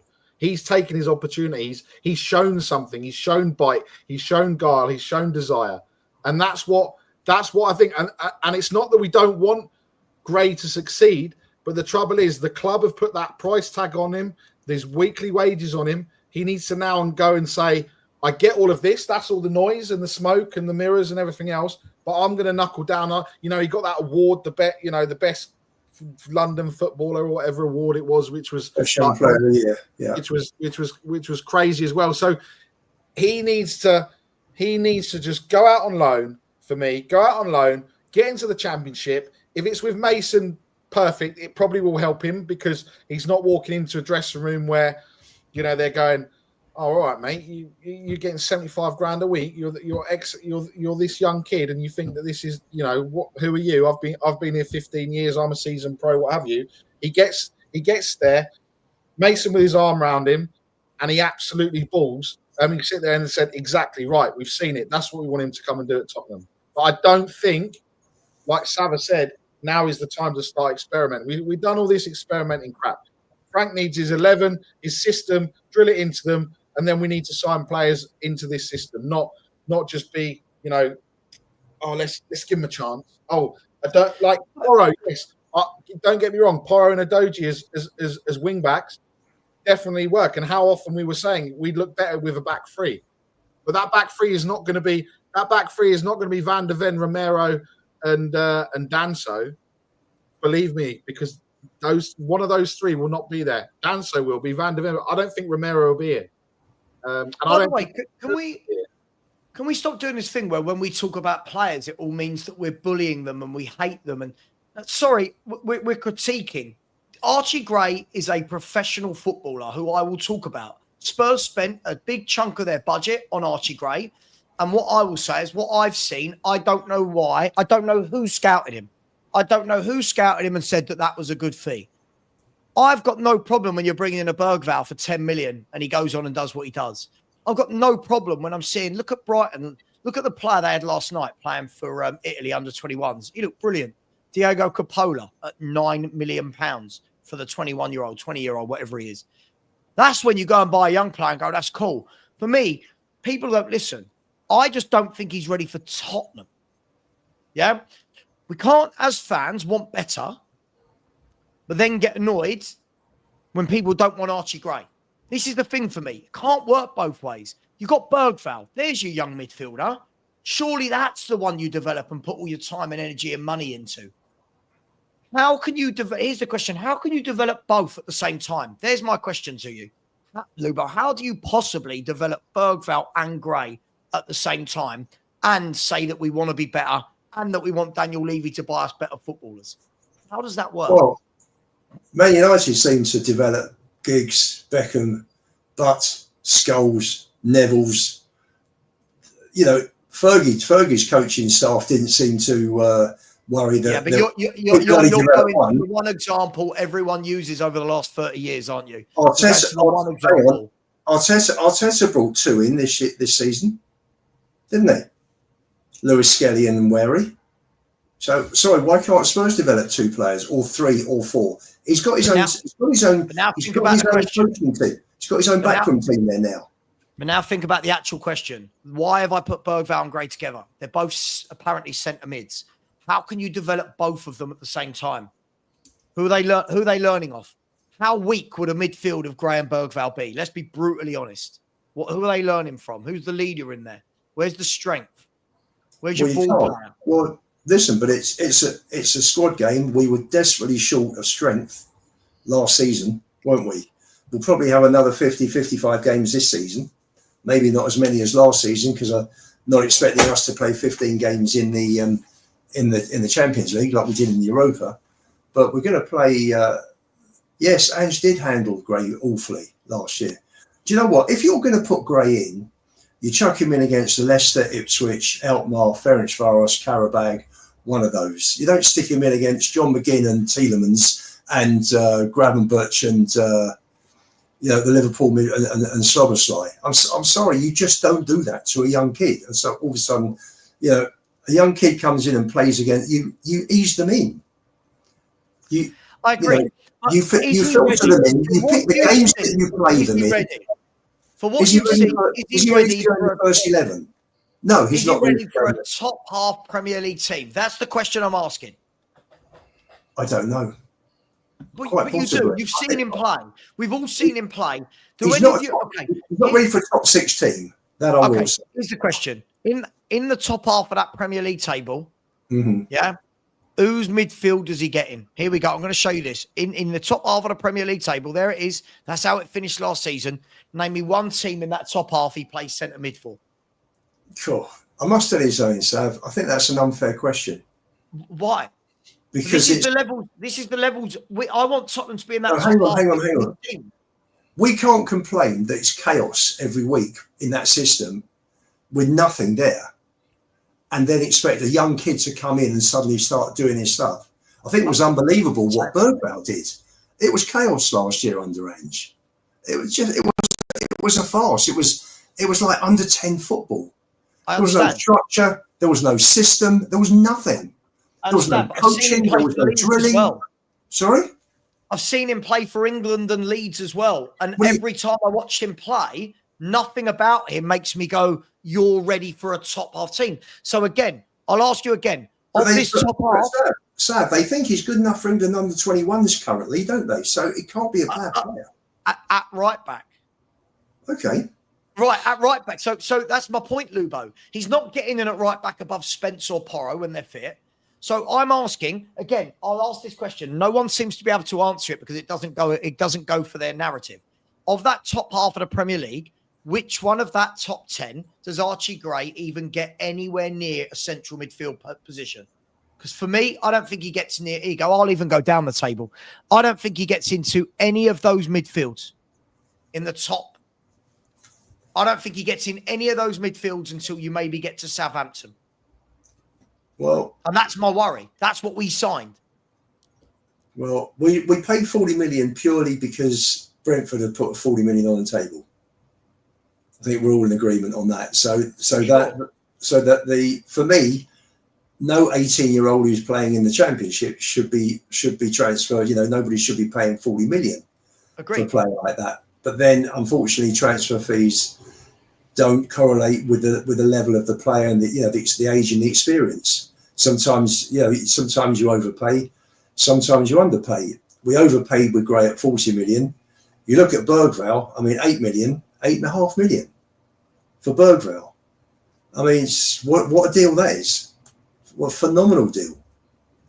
That could be a deal that ends up along with the 5 millions for Dele Alli. So, sorry, can I just say, Diamond Dave, are you listening? Right? When you're saying I'm clutching at straws, I'm not clutching at straws. Again, this is what I don't get. If you all want players like this and think this is where we're at, stop wanting Daniel Levy to sign top footballers. Stop it. Stop moaning at Levy and those guys, right? If you want Archie Gray to be in your 11. Because I haven't seen anything in him and I don't want him in my Spurs team, I've got standards, right? If we're going to sit there and say he's that good, I've asked a question. Lubo's not been able to answer it once, by the way. None of you in the chat have answered it. Not one of those 11s in that top half of the table, even going down to Palace, Everton, does Archie Gray get in the midfield yet. Now, here's the key word, yet. How did I start this off?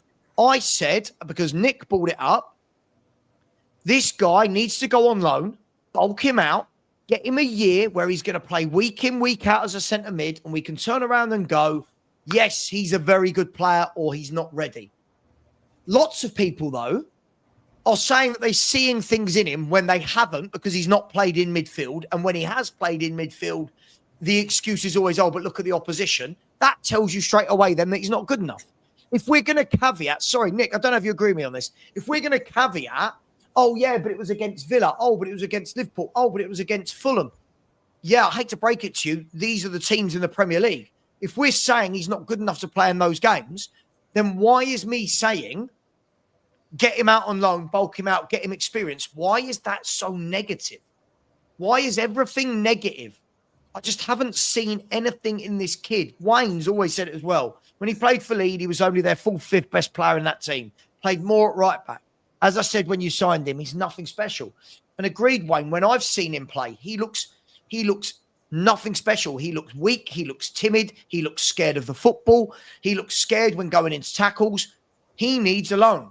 Let's bring this back. He needs a loan. Nick, that's where I'm at with it. Get him out on loan. 100%. And I think we wanted him because of what we think he's going to turn into, not because what we know. Because how many times have we said exactly, or how many times have we been here? Is one for the future. It's one for the future. One for the future. The only person that's been one for the future has been Harry Kane. And we talked about Winks, we talked about Skip, Tanganga, we talked about all of these players, right? That we're signing. Archie Gray may become a really good footballer, but at the moment, having him in this squad and in this centre of midfield is not doing him or us what we need to do. Well, if I go back, Nick, if I go back a few weeks when we were talking about the kids and where you would play them, I did say that I would bring someone like Paulinho in and get Gray to shadow him. And that for me would be perfect, because then he's got someone to learn from. Sure. But then the question is this. Here's my... Is that better than alone, though? Is that better? Having him there at the club, with learning from a master like Paulinho, who is a superb player. So the question will be and again, in theory, that's great, but that's what we should have done this season. If they saw him as a DM, this was the year that he learns from a DM. The problem you've got is, let's say you bring in Paulinho, right? Mm-hmm. When's Gray getting game time? If you bring in Paulinho, it's brilliant. Learn from him. I agree. Again, when's he getting game time? So now what you'll have is a third season in a row, Lubo, where he's not actually getting games as a central midfielder. That's my worry. I don't know why everyone's so upset at the thought of him going on loan. I don't know why that's so upsetting. Does it have to be either he starts or he goes out on loan? Is there not somewhere in between? Which is what? What does that look like for you? That's what I'm saying. You play him in cup games. You play him. You bring him on. Paulinho can't play 90 minutes every single game, or whoever it is, because I think we know Frank plays with a 6 and wants a 6, whereas Ange didn't play with a 6 or want a 6. No, you're quite right. Multi-channel. That is how it was broken down. But the way you look at it, it was a £40 million deal all in, bit like Gill for 20. Gill was cash 20 plus Lamella, who was valued at 20. It's a similar thing. So you can turn around and say Gill was a £40 million player, including Lamella's value, and Gray's a £40 million player. That's what I would be doing. Yes, and you can say send him out on loan, providing he's going to get plenty of game time. You play him. You get him out West Brom, wherever it is. I think everyone's thinking about Ryan Mason now. If he's going to play every single game, fine. Personally, did Pep send out Foden? No, he kept him there. Did he start him? No, he didn't. Yeah, but Foden. But this is the difference. We're not having a conversation between Archie Gray and Phil. No. I'm using the analogy of a manager bringing a kid through. I'm not talking. No, I get it. But the difference is. Yeah, but the ability is important, because at 16, 17 years of age, everyone was looking at Foden going, Jesus Christ, look at this kid. No one's looking at Archie Gray going, oh my God, look at this kid. My worry is, and again, different sort of player as well. Foden was exciting. Foden's up front. He's creating. He's scoring. He's what we're talking about. Just in general. Like, listen. What I don't get is people seem to want to die on the hill for this kid that they have never really seen play centre mid and do anything. This is what I don't get. But at the same time, it's like, well, don't we want to? How do we go into a Champions League season with Archie Gray? Like, where does he get game time? This is my worry. Why are people so adamant that he doesn't need a loan? This year, I said he should have been out on loan all season. He shouldn't have been at Tottenham playing at right back and left back. He should have been back at Leeds in the Championship, 46 games as a centre mid, bulking, learning the game, developing. Because Lubo, you and I know, Nick knows, people in the chat know, right? He's not developing as a footballer. All the while, he's not playing in midfield. You could say, oh, he's learning right back. That's great, but he's not developing in his own position for 2 years. Look at Wharton. Wharton plays every week in central midfield, getting better and better. Hayden Hackney at Middlesbrough, who's a better player than Archie Gray, by the way. I think for Gray, it was a season of extremes, because he hardly got a run out in midfield, which was bad for his midfield development. But by the same token, he played across the back four. He's learning different positions. It's getting acclimatized to the top level, and that experience is invaluable. So it was a bit like our season, to be honest. We were awful in the league, and great in Europe, as it turned out. So it was pretty much followed Spurs as well. The way our season was. So, I yeah, still good and haven't bad. seen It was anyone good and though tell me what he's good at. This is the problem. This is like, you know, when I ask people about Archie Gray, tell me as a midfielder, why should he start for Tottenham Hotspur? Right? These are the same fans. Let's break this down, right? Nick, you've been here for most of this show. Everyone in the chat, Levy chat shit. Levy talks about this. He's a load of shit. He doesn't buy what we need. Cool. Okay. So when Savva starts talking about we need better than Archie Gray, oh, Savva, you're so negative. Archie Gray's good. He could be developed. Sure. Well, which one is it? Do you want better or do you want Archie Gray? For me, Archie Gray should be nowhere near a Spurs midfield. I think he's by far the weakest of all our midfielders. This year, I've heard he should be playing above Basuma. What a load of nonsense. He should be playing above Sarr. No, he shouldn't. He should be playing above Bentancur. No, he shouldn't. This boy, he should be playing above Bergvall. No, he shouldn't. There's my question. We're all sitting here going, should we sell Basuma? Should we sell Bentancur? Should we go and get better? And then in the same conversation, oh, I think we should keep Gray. Well, where does he play? I don't get where this boy's playing. I don't think the two are linked, Sam. I think if you're going to sell Bassoon, you've got to replace it. Yeah, because we've got enough kids. We suffered. A percentage of the suffering we had last season just gone was down to not having enough leaders. And if you're going to get rid of a Basuma, a Romero, then you're going to need to bring even more established players in. Because we are short. We're short of established players. Gray can be worked on. Gray's one for the future. I don't think Gray will make it big this season. I think next season, in 12 months' time, I think that's the year that he will come into his own. The kid's only 19s. Players, as Stell always says, as you know from your coaching, between 18 and 21, that's a key time for players' development, and they grow and they develop at different speeds. So, you know, I agree. That's the point. In year 2, do you want another year where he's getting a bit part-time in midfield, or do we want him out playing every week in midfield? There's the conundrum for me, because you think his year at Leeds, everyone raved about. He was playing most of it at right back, right? Last year, he played most of it across the back line. If this year he doesn't play in midfield again, we've now got a kid that could have been a great midfielder, according to some, that hasn't played in midfield for 3 years. Well, that's got to be a worry, surely. Well, a season and a half, isn't it? Listen, Frank obviously saw something in him to put a bid in for 40 million. So it'd be interesting to see where Frank sees Gray for next season. The same with Johnson. You know, we hijacked their deal pretty much with for Brennan Johnson. Sure, but this is different levels of football club, isn't it? This is different levels. Brentford, for example, aren't competing in Europe and playing in the Champions League. You can bring him in, time to develop. You know, Brentford go away across Europe, don't they, to play their games and to scout and stuff. At Tottenham, you're in the Champions League now. You're playing 4 competitions.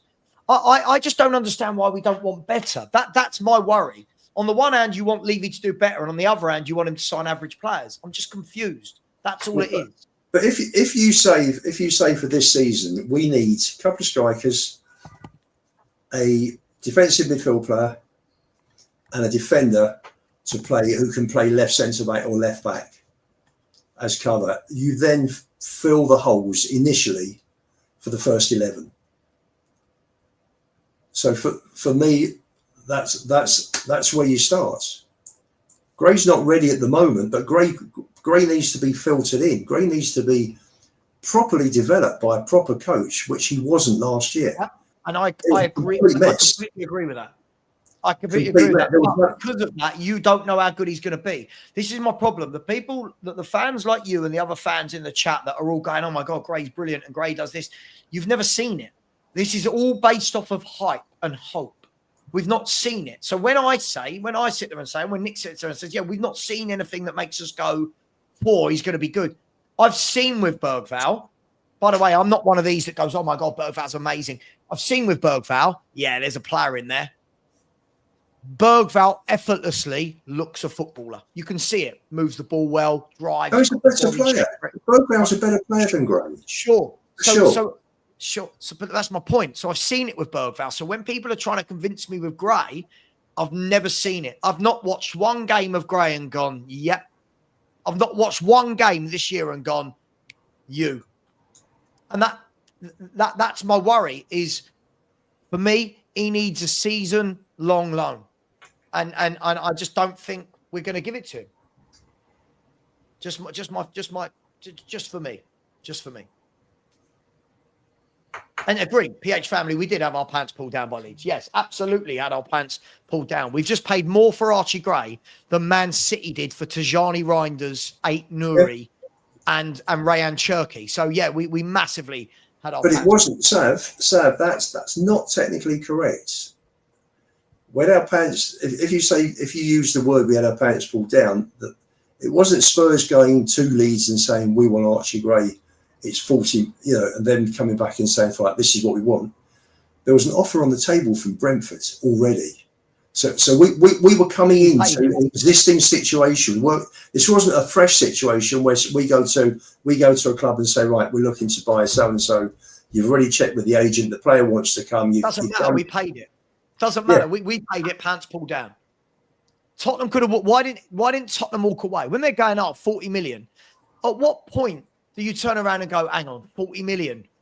Hang on, we just whoever it was, whoever it was, whether it was Parisi, whether it was Lange, one of them wanted it and saw something there that they thought going forward, sure, you're going to get. Leeds wanted Rodon as well, so Rodon was factored into the deal. It suited Leeds because they got a player back as well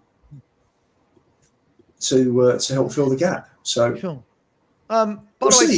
We'll see that. When you're saying you disagree, okay, I'm going to ask this then. For Tottenham Hotspur, tell me a good game he's had in midfield. When you say he's up to the challenge of playing in midfield, name me when he played well in midfield. And if you can't, how can you sit there and say that he is up to the challenge? It doesn't make sense. And hear the words, Brett. Right now, I'm saying, right now he's not up to the challenge of playing in midfield. He came in against Fulham. I thought he looked awful. Liverpool, the whole team looked awful. But again, it was just basics, controlling the ball, positional sense. And again, I take into account that Angepostecoglou, terrible coach. I get it. But even at Leeds, I've spoken to Leeds fans that said he was better when he played at defence than actually when he played in midfield. Like, it depends who you speak to. But I just feel like we're falling into this trap. We're falling into this trap of doing what we normally do. We're overhyping everyone, as we normally do. Just for me. Nick, you need to go, don't you?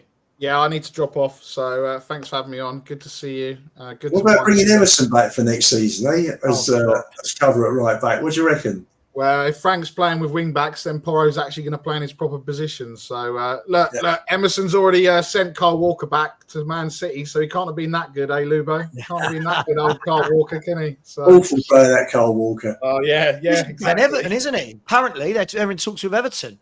Wow, good signing for He Everton. is 35 now. He is at that age now, isn't he? Where I don't think he's going to get a top club again.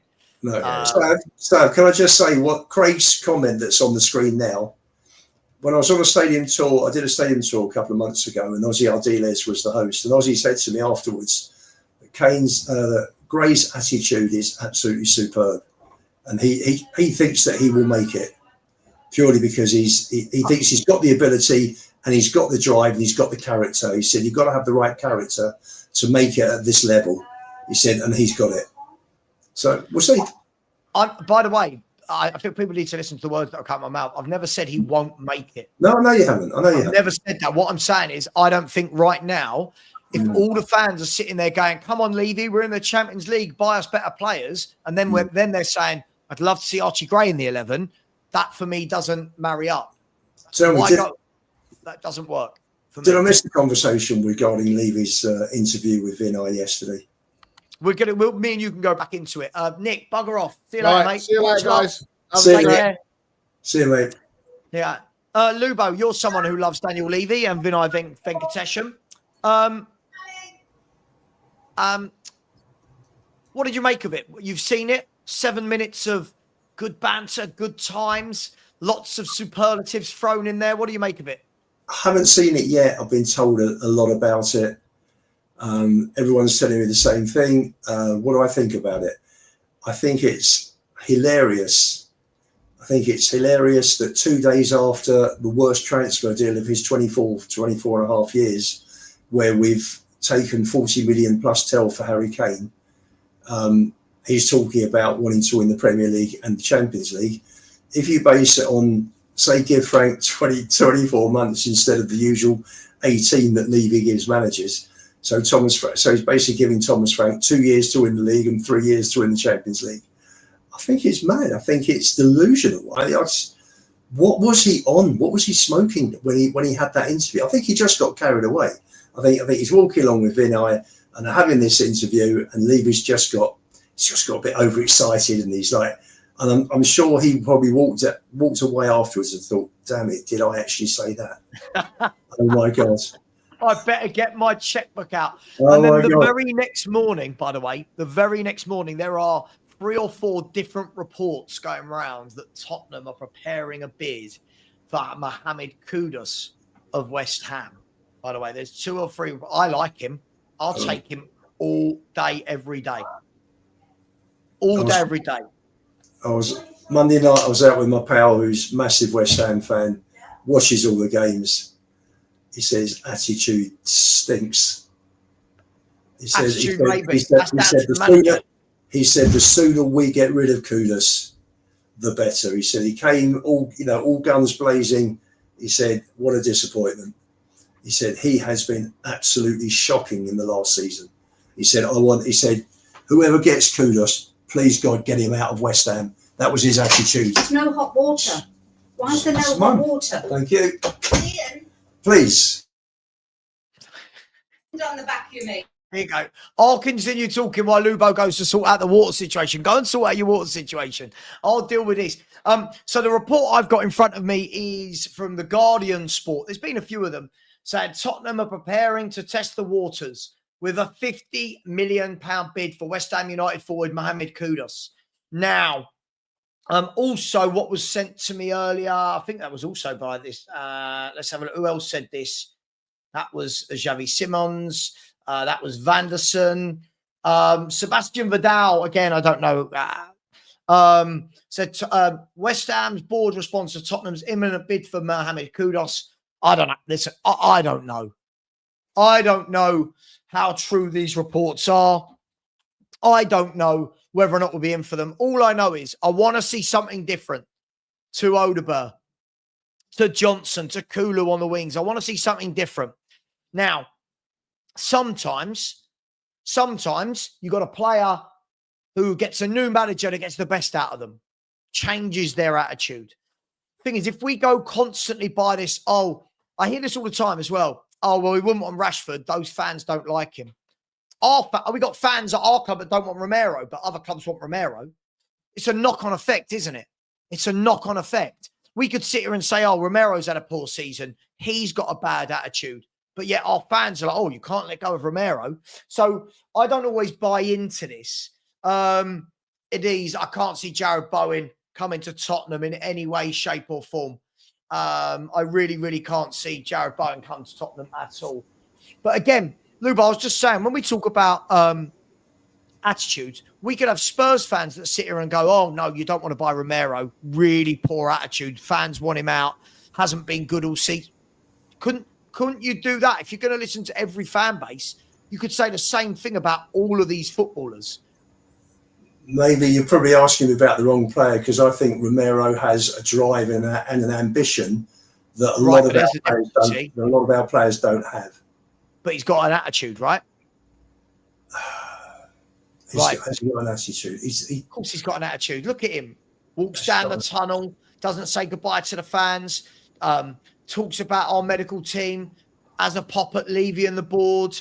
I think tools for most Premier League games. Yeah, probably talks a lot more than he should outside of the club. If you've got these things to say, then say them inside. I always say, you don't wash your dirty linen in public. So I fully agree as far as I'm concerned. No, agreed. No one. By the way, I'm not saying that Kudus is oh my God. Again, I think because I'm on stream every day, if I say I like a player, people think, Savva wants to buy everyone. I'm just saying I want players with some drive, some energy, pace, running up players, some skill. I want different from the wingers we've seen. So for me, if you are offer me a Semenyo, a Kudus, I like the idea of these players, Mavericks, something different. Maybe if people don't, then they don't. It's not the big deal. Bowen, I'd go for all day long. Sure, he's not joining Spurs. That's like Conor Gallagher. No, he's not, is he? It's like the Conor Gallagher thing. It's he's now tied to Danny Dyer and all of that. He's never going to come to Tottenham Hotspur. His father-in-law lives next door, I was told. It's all very tight, all very close. There you go. Just quickly, the 2 marks with a super sticker. Thank you very much. The Sheriff with a super sticker. The Sheriff is in town. Thank you very, very much. Really appreciate you, Mark. Big up to Atavatron Wembley 1. Said, morning all. I could not bear to watch it to the end, but that clown fest yesterday was a terrifying reminder to us all who still calls the shots. Well, listen, yeah, I don't think there was any doubt that Levy calls the shots. This is, Levy calls the shots. Vinay hit. We'll talk about it in a minute. But I have got another spin on this that I want to get to. I'll bring this back up in a minute, Atavatron. Big up to a user said, let Sonny go and eat some baklava.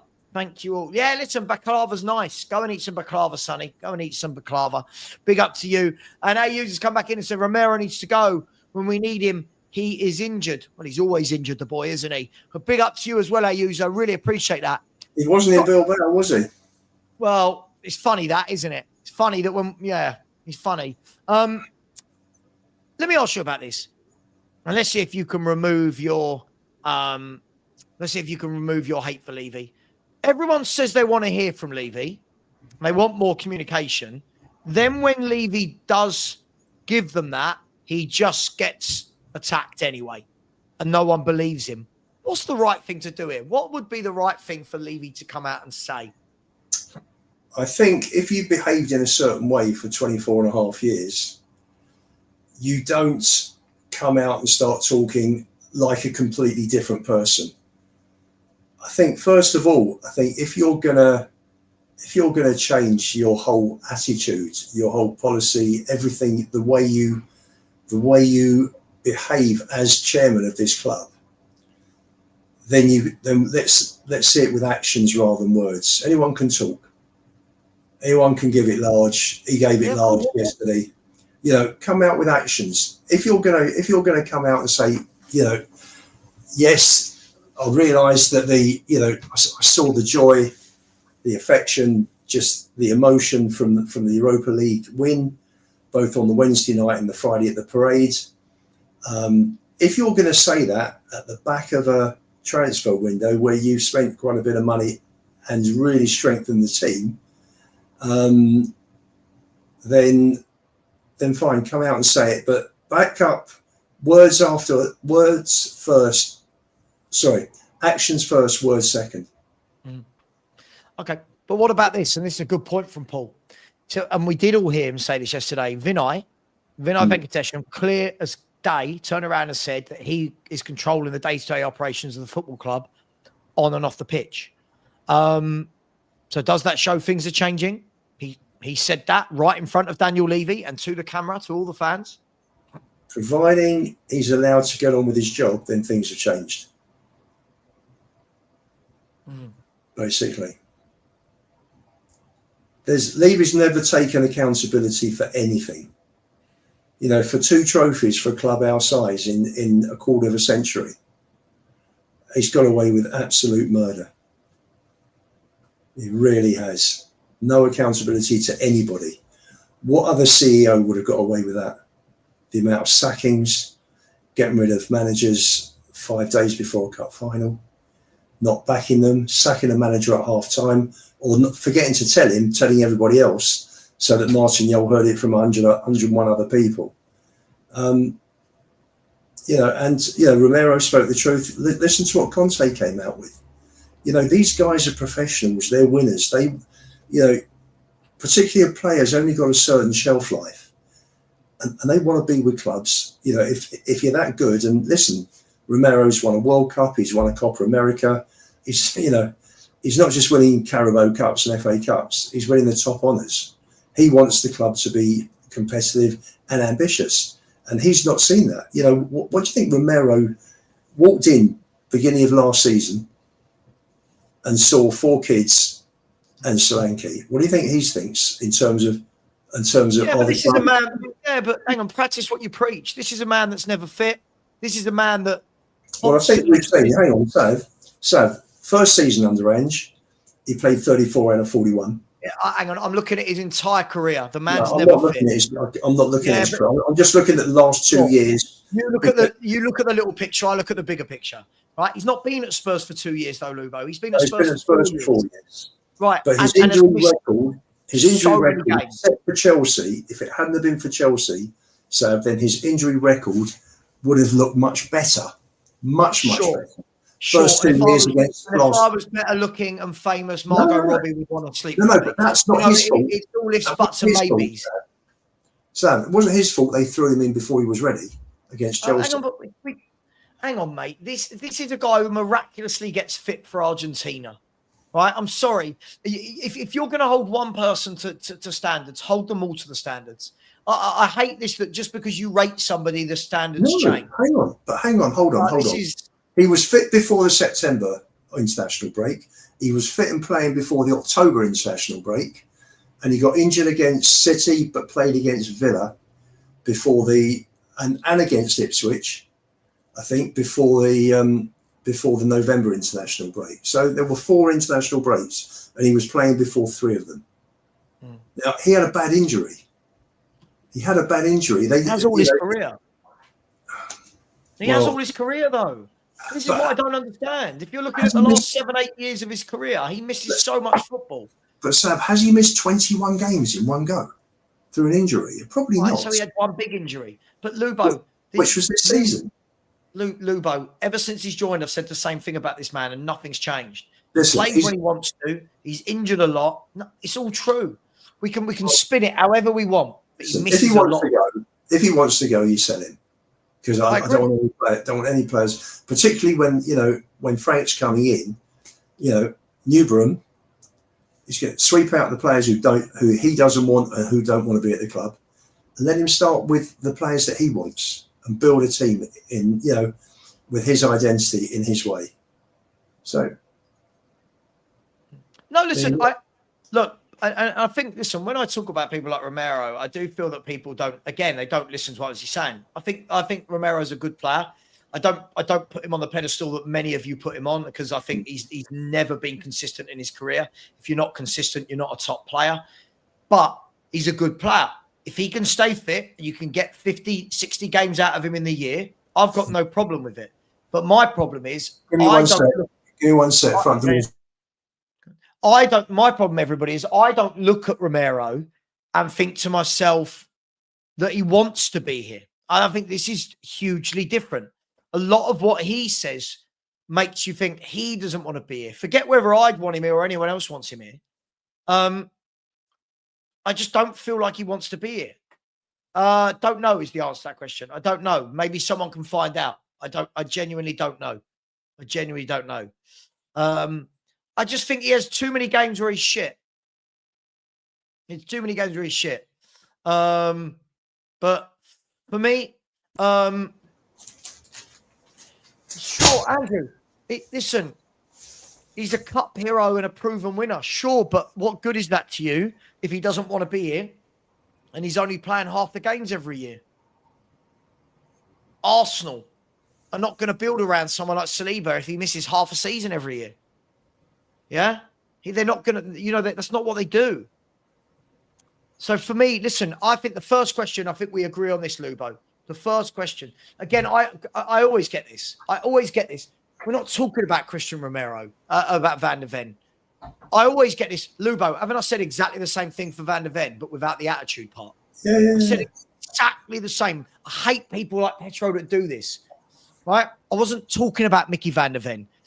Romero is the one who's talked about in glowing references. He's the World Cup winner. He's a world-class defender, right? Mickey Van der Ven for me is another. You can't build around Mickey Van der Ven. If the boy is injured every year, pre-Spurs and with Spurs, he's injured every year. I've said this for ages, but people like you who watch me know I say it. You just want to have a dig, right? How can you build around Van der Ven and Romero knowing that they always have such injuries? I don't get it. Romero's played 60 out of 101, and Mickey's played 50 in the 2 seasons. It's appalling. And that is a problem. That is a problem. Now they've sent Mickey out to change the way he runs to try and avoid the hamstrings coming under such strain and pressure. Hopefully, Frank's style of football will help that even further. So I'm hopeful. I'm hopeful that Mickey's going to get far less injuries this season. I hope so. I really hope so. Because as I said, again, I don't know what this is. I don't know what this guy's. Get rid of them all. Find your robots that you want. What robots? What are we? What does this mean, Petro? What does this mean? Find your robots that you want. Who vanilla football season? What does that mean? When have I said that? What are we doing here? No, Mickey Van der Ven. So let Petro come back and explain what he means by that. Oh, I'll ask. I won't get an answer, but yeah, I'll ask. Again, I don't think people can listen. As I said, Lubo, you just said there, right? There are 200 and whatever games in the last 2 years. 110 out of 102. Right? And between them, they played just over 50%. But yeah, I'm in the wrong. I'm in the wrong. Sure, let's build a team around those two that have missed nearly 50% of games in 2 years. It's a problem because these two are the best partnerships since Toby and Jan. So it's such a shame that they have got so many injuries between them. It's and the results when they do play together are better than when they don't. That's for sure. Sure. If you can't keep them fit, what do you do, Lubo? Well, that is an issue. Look at Lamella. Look how many games. And if Romero doesn't want to be here, what do you do, Lubo? Well, if Romero wants to leave and he wants to go and join Simeone at Atletico, then you get the best possible price you can. And if Simeone wants him that much, then you make him pay for it.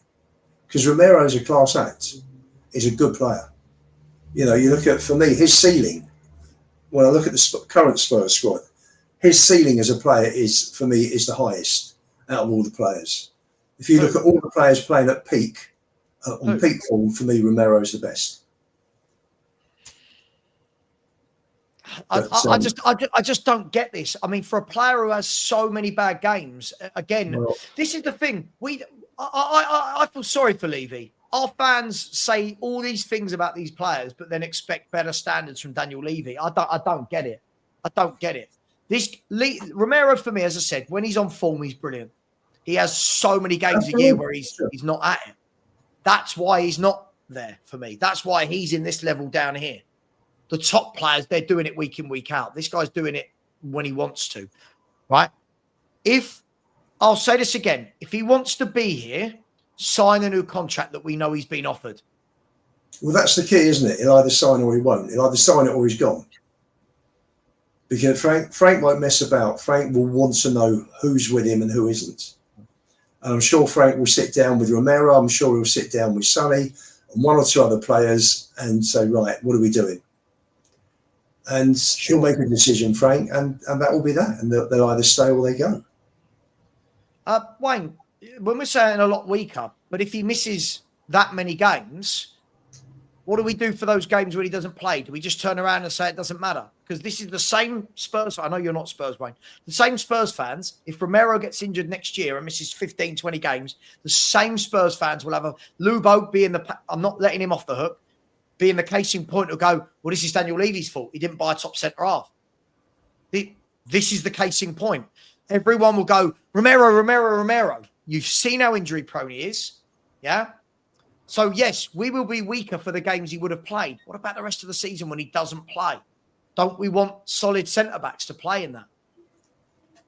By the way, notice how Petro didn't come back and explain. This is why I do it, Lubo. It's why I call these people out. They can't actually explain what they mean. That's why I call them out.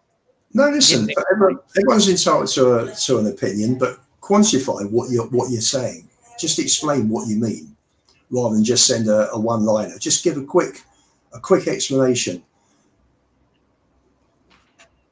Our best wins this season were without Romero. I agree. This is what I mean, Mark. I don't think people have done their homework. The best wins we've had this season were without Romero. Why? Well, league maybe, but not. In Europe, I think Romero was immense. Yeah, but in Europe, he's not played against top teams. So I'm talking about when we've beaten the best. Frankfurt away is not an easy gig. So that's not easy. I'm not saying it is, but they're not a top team. The point is, we beat Man City 4-0 without Romero. We beat Man City again without Romero. We beat Villa. I think actually Villa, is it he that played with Van der Ven? One of them missed it. Right. I just, look, sign. If you want to be here, sign. That's all I'm saying. Everyone can have a pop at me for my opinion. All I'm doing is giving facts of how much game times he misses, and all of the things he said don't make me think he wants to be at Spurs, Lubo. Keeps talking about going to La Liga. He keeps having a pop at the club. I think there are going to be a lot of ins and a lot of outs in the next 10 weeks. And I think they're going to be juggling financially. And I think that if Romero does want to go, and if he's not going to sign a new contract, depends if Frank thinks Danso is good enough or if he thinks he can get a replacement. I think that's the key. You don't sell if Frank doesn't fancy Danso. If I'm not saying he doesn't, if he thinks he needs somebody stronger than Danso to replace Romero, I don't know. He may want to have a look at Vuskovic. I don't know. He may think to himself, Danso and Vuskovic to start with will be fine. I can always relook at it next summer or even in January, by which time he'll have Dragerson back as well. I don't know. Rome wasn't built in a day. He can't actually build a title competing side, which is what we all want, in one transfer window. It's going to take him several. So he's going to have a look at the big holes that need filling now, and he'll probably sort those out first, and anybody that wants to leave. And apart from that, there's only so much that he can do in one window. Yeah, no, I completely agree with you. And by the way, I think with the Danso piece, I think Danso's a good squad player. There we go. I don't think he's the greatest defender I've seen. I don't think he's the worst. I think he's absolutely brilliant if you're going to play more of a low block, and anything that comes into the area, he heads out. He's superior. He's the best centre-back we've got in the air, without a shadow of a doubt. He's brilliant in the air compared to Romero and Van der Ven. He's not the quickest, so you've got to play to his strengths. But again, when Van der Ven is playing in a flat back four and we haven't got to rely on his pace, we're going to see how good he is. I'm not saying he's not good before anyone says anything. I'm not saying he's not good, but we're going to see how good he is. Look, I just think we've got to be really careful what we ask for. If you want Romero to stay, I've got no problem with that, right? But Romero needs to sign the contract. Otherwise, we're in danger again of letting another player run down his contract, right, due to sentiment, and then we get nothing for him, and people go, oh, how are we replacing Romero? Well, I don't know. No one wanted to sell him, so you don't get the money to replace him. This is where our fans, for me, are too sentimental. If I'm Frank and I'm his people, I'm going into Romero and going, right, you're one of the captains. First and foremost, do you want to be here? Yeah? No ifs, buts, mate. Do you want to be here? Okay, you want to be here, but you need to see boom, boom, boom, boom, boom. Cool. There's the contract. Sign the contract, right? If he doesn't want to sign the contract, and let's be fair, would you want to go to Atletico Madrid over Tottenham?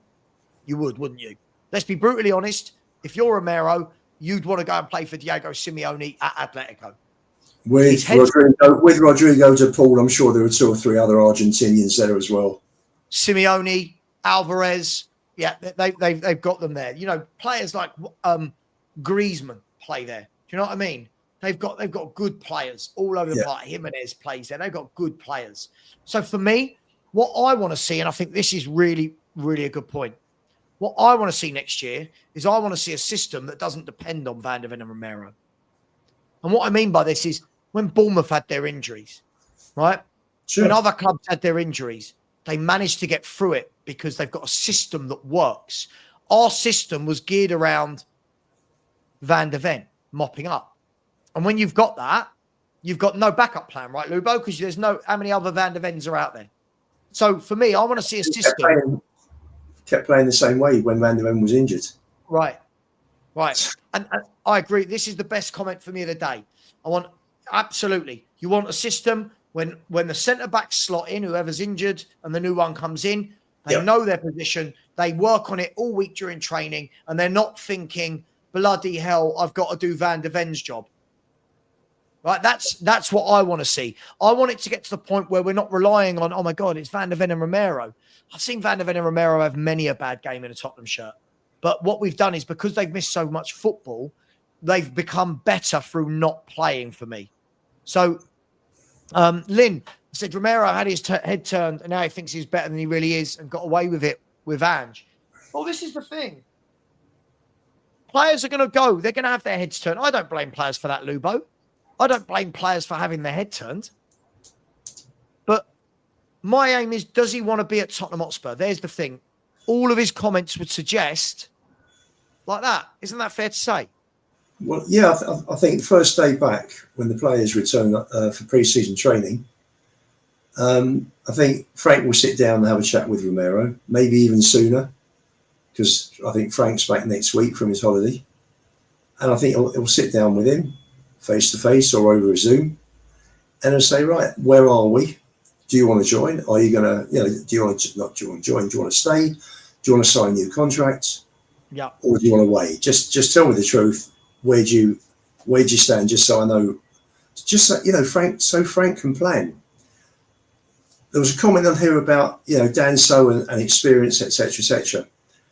If Romero goes, you've got coming back. I mean, you've got Vuskovic, who's unproven and 18. Yeah. You've got Phillips, who's a kid. Dorrington, who's a kid. So you got 3 kids there, along with Dragusin, who's out till Christmas, and Dan So, Mickey, and Davis. So you would think he would probably need to go and buy another centre back if he's going to sell Romero. Agreed. If Romero goes, I fully expect to see another centre back coming in. Or again, that is gross negligence from Tottenham Hotspur. But at the same time, I listen. This all boils down easily for me. Do you want to be here, mate? If you don't want to be here, I don't want you here for another year, because what are you building with? If you've got a guy that's running down his contract, how are you building for the future? Well, Sam, I think 2 years before the end of a contract is a good time. Is the right time to sit and talk to a player. That's the time you talk to them. And you say, right, do you see a future here or not? Because it goes down to a year. The longer the club leave it, the more disadvantaged they are in terms of transfer fees, and how strong their hand is. So we'll see. I completely agree with you, Lubo. When a player's got 2 years on the contract, as a club, you can say, all right, 60 million, right? And then obviously it's down to the buying club to find that money, whatever deal they put in place. When you go down to 1 year, right, you're now in a position where, okay, clubs are going to pull your pants down because they know the player could run down and go free in, if I'm not wrong, in the January, right? They can start from 1 year. When they come to the last year, if you get to 1 year, when you get to the next January, you can sign a pre-contract agreement, can't you? You can start negotiating with European clubs. Right. So you've got the year. This year is the year where you can make the 60, 70 million, maybe. Yeah. Next year is the year where you go in, hang on, we might have him for 3 or 4 more months and he can start negotiating with other clubs for free. Well, if you remember, I mean, Levy was asking an outrageous amount for Ericsson, thinking that because Chelsea got 130 for Hazard with 1 year left, and he ended up with 17 million. Whereas had he taken 50 or 60 maybe a year earlier, he'd have come away with enough money to buy a good replacement. Mm-hmm. Yeah. So, by the way, also I'm not buying this. Like everyone's saying, who replaces him that's better? Listen, I think he's a good defender, but I feel like we're making out like no one out there in the world of football. I think he can play for Spurs. It's mad.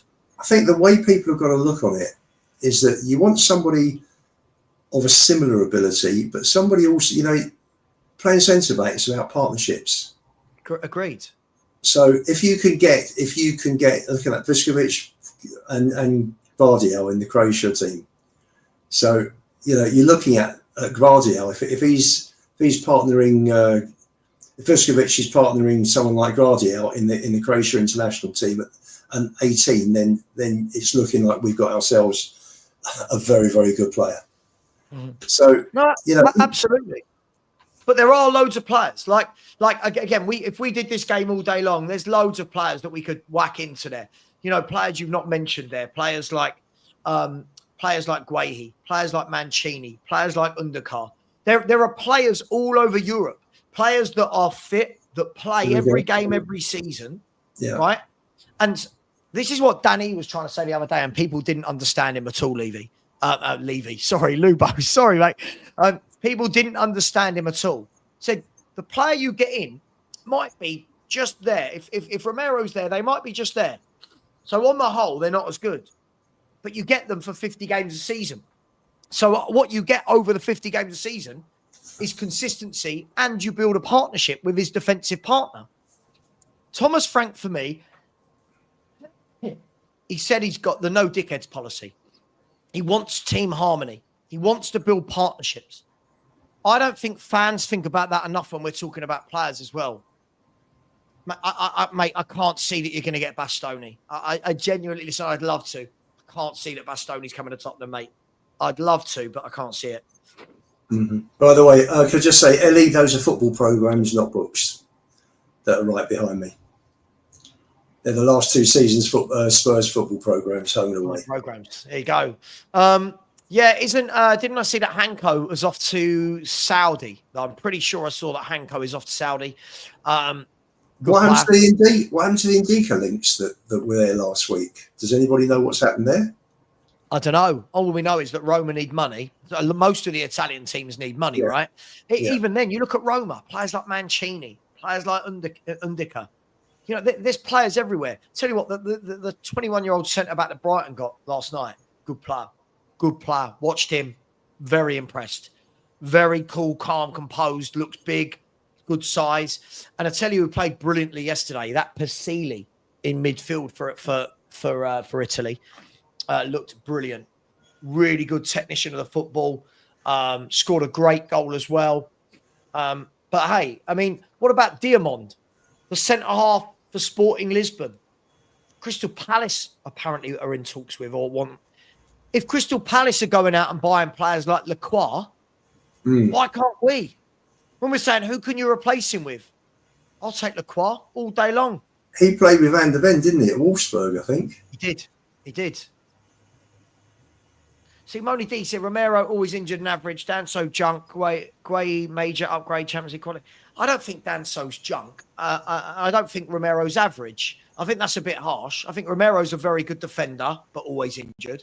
Danso's not junk. I think that's harsh, isn't it? Calling Danso junk? Oh, no, Danso's a good player. You know, for me, you know, you look at the Kinski we hardly saw, but out of Danso and Tell, the two loanees from January, Danso's been different class to Tell. I think Danso, I mean, he wins everything in the air, that boy. But again, when I'm watching Danso playing in a high line and a wide open system, that's not how he plays. So isn't it funny how everyone will give grace to Van der Ven and Romero for that, but they won't with Dragashin and Danso? But that's where I think it's harsh. But I think people have just got to. This is why I argue about Gray. You think about it and you think, okay, a loan period for Gray is not the worst thing.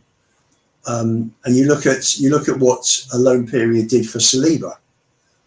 You know, with Arsenal. You know, was it a year or 2 years he was sent out on loan. Hasn't done him any harm. Look at the player he's turned into. But I've just come back to where I was with Gray, and the same applies for people like Danso. Just to sort of link the dots here, sir, is that the system we played last season was just so poor that it's unfair to actually make a definitive decision on what you think a player's ability is based on Angie's system. I mean, the only person that benefited from that you saw so much of were the goalkeepers, because they were under pressure and they were making saves the whole time. Completely agree. By the way, when my man Petro is saying, who do we select to be a leader and captain? Vic Matters. Well, listen, you got to buy. I've said this many times before, Lubo. I don't see any of them as captains. I don't look at this Tottenham squad right now and go leader. Right? I don't look at Romero as a leader. He says, as a leader, you can't come out and say the things you've said. You can't. I'm You sorry. can't. No, you can't. You can't do what he did. You can't go down the tunnel first. Was it Wolves away where he did that? You can't be having a dig at the medical team. You can't be having a dig at the board, right? As a captain, he is not a captain. Maddison, for me, isn't a captain. I think Maddison's a very good influence on the kids around the training ground. I think he's very good personality-wise. I think he's very good to wheel out in front of the press. I don't think he's a captain on the pitch. And Son is too nice. Son, for me, isn't a leader of men. So I think we need a captain. Yeah, I think Ange brought Sonny in as captain because Sonny was the link between all the different groups in the dressing room when Ange got there. Agreed. He was the guy that was universally loved by all the groups. So Ange probably thought he would be the one that would get the respect. The sort of captain we look on, you would look on a Roy Keane, a Vieira, going back with Spurs, a Graham Roberts, Steve Perryman. Yeah. These were captains. These were captains. That's right. These were captains. Yeah. You don't get that sort of captain anymore, do you? Fernandes is another one at United. To me, he's not captain material. Bruno. No, he's more of a lead by example with his output type leader than a leader of men, isn't he? You know, the new style captain, who I thought was very good as a captain, but not like the old style for Spurs, was Ledley. Much quieter, much calmer, led by example. Didn't shout and scream as much as a lot of the older type skippers did. But we don't have any captains and any leaders, and this is why. And there's no experience. There's hardly any experience around the dressing room, which is why I think they've kept Davis. Because although he's not the answer in terms of where we are going forward, and people will say, but he's blocking the route for players like Vuskovic or Phillips or Dorrington. Fully agree with that. For me, they probably kept Davis because you lose Kane, Perisic, Lloris, Dyer, Højbjerg, you're losing all these leaders from the dressing room. Agreed. Sorry. You don't.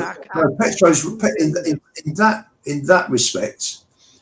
Petro is right. Romero does speak his mind, probably a bit too much. He does want better for the club because he is ambitious. The guy's ambitious. He goes to win at Argentina and wins two major, the two major international trophies you can win, and he wants to come back at club level, and he wants to carry on winning, and he's entitled to. If you're a World Cup winner, you want to be winning trophies. When you're playing club football. You don't want to be 17th in the table. So I do have some. I get that, but he can't come out and say what you've been saying.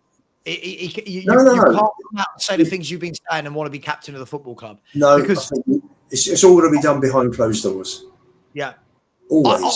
I genuinely don't think, Lou, but I'm sorry, I'll say this, I'll say it again. I genuinely don't look at any of them and go captain. I don't see any of them. You watch, when the chips are down, Sonny's head's one of the first to go. Like Son's head's like, he cries a lot. And I think we need someone that's been there, seen it, done it, and is a leader of men. I want a leader of men that goes into battle with them. That's why somebody like a Gundogan would be perfect to come in and fulfill that role for a year and instill that winning mentality into players. He'd be the perfect player to bring in. When you look at Villa, who's Villa's captain? Who's Villa's captain? Well, you probably think in terms of driving force. Right. He's the driving force. And what is John McGinn? John McGinn is a tough tackling. Yeah. He's like a McTominay.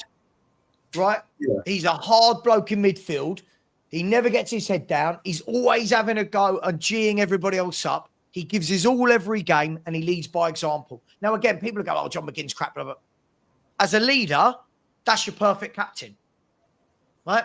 Arsenal, for me, don't have the perfect captain. Declan Rice should be Arsenal's captain, in my opinion. Not Odegaard. Declan Rice, that's your leader. But Spurs, we've got a lot of nice. I keep saying it. We've got nice players. For me, the closest to a leader who's shouting and screaming all the time and has that winning mentality for me is Vicario. I think he's probably the best out of all of them, to be honest. Maybe him, maybe Romero, but I think Romero's, for me, shouldn't be talking about the club outside the club and making, insinuations about the chairman, etc. Much as I agree with him, it should be done in-house. You know, it should be sitting down with Levy and saying, you know, you buying this one, you buying that one. It's like Teddy Sheringham when we went to see Teddy. He wanted ambition from Spurs, and he went to see Sugar, and he sat down with Sugar, and he said to Sugar, we should be buying this one or that one. These are the sort of players we need if we're going to be ambitious. And Sugar told him where to go, and Teddy told Sugar where to go, and off he went to United. So, you know, there aren't many proper leaders, what I would call proper old-style captains, playing anymore for Orient. I was thinking of Orient because I was thinking of Darren Pratley as an example. But there aren't many players playing at the top level now. Like him again. Yes, he is a red card merchant. I remember hang on. I'm about to absolutely blow this absolute load of waffle out the window. Funny enough, when you mentioned McGinn, I thought that tackle on Udogie at Villa Park last year. Sure. I'll tell you what, though.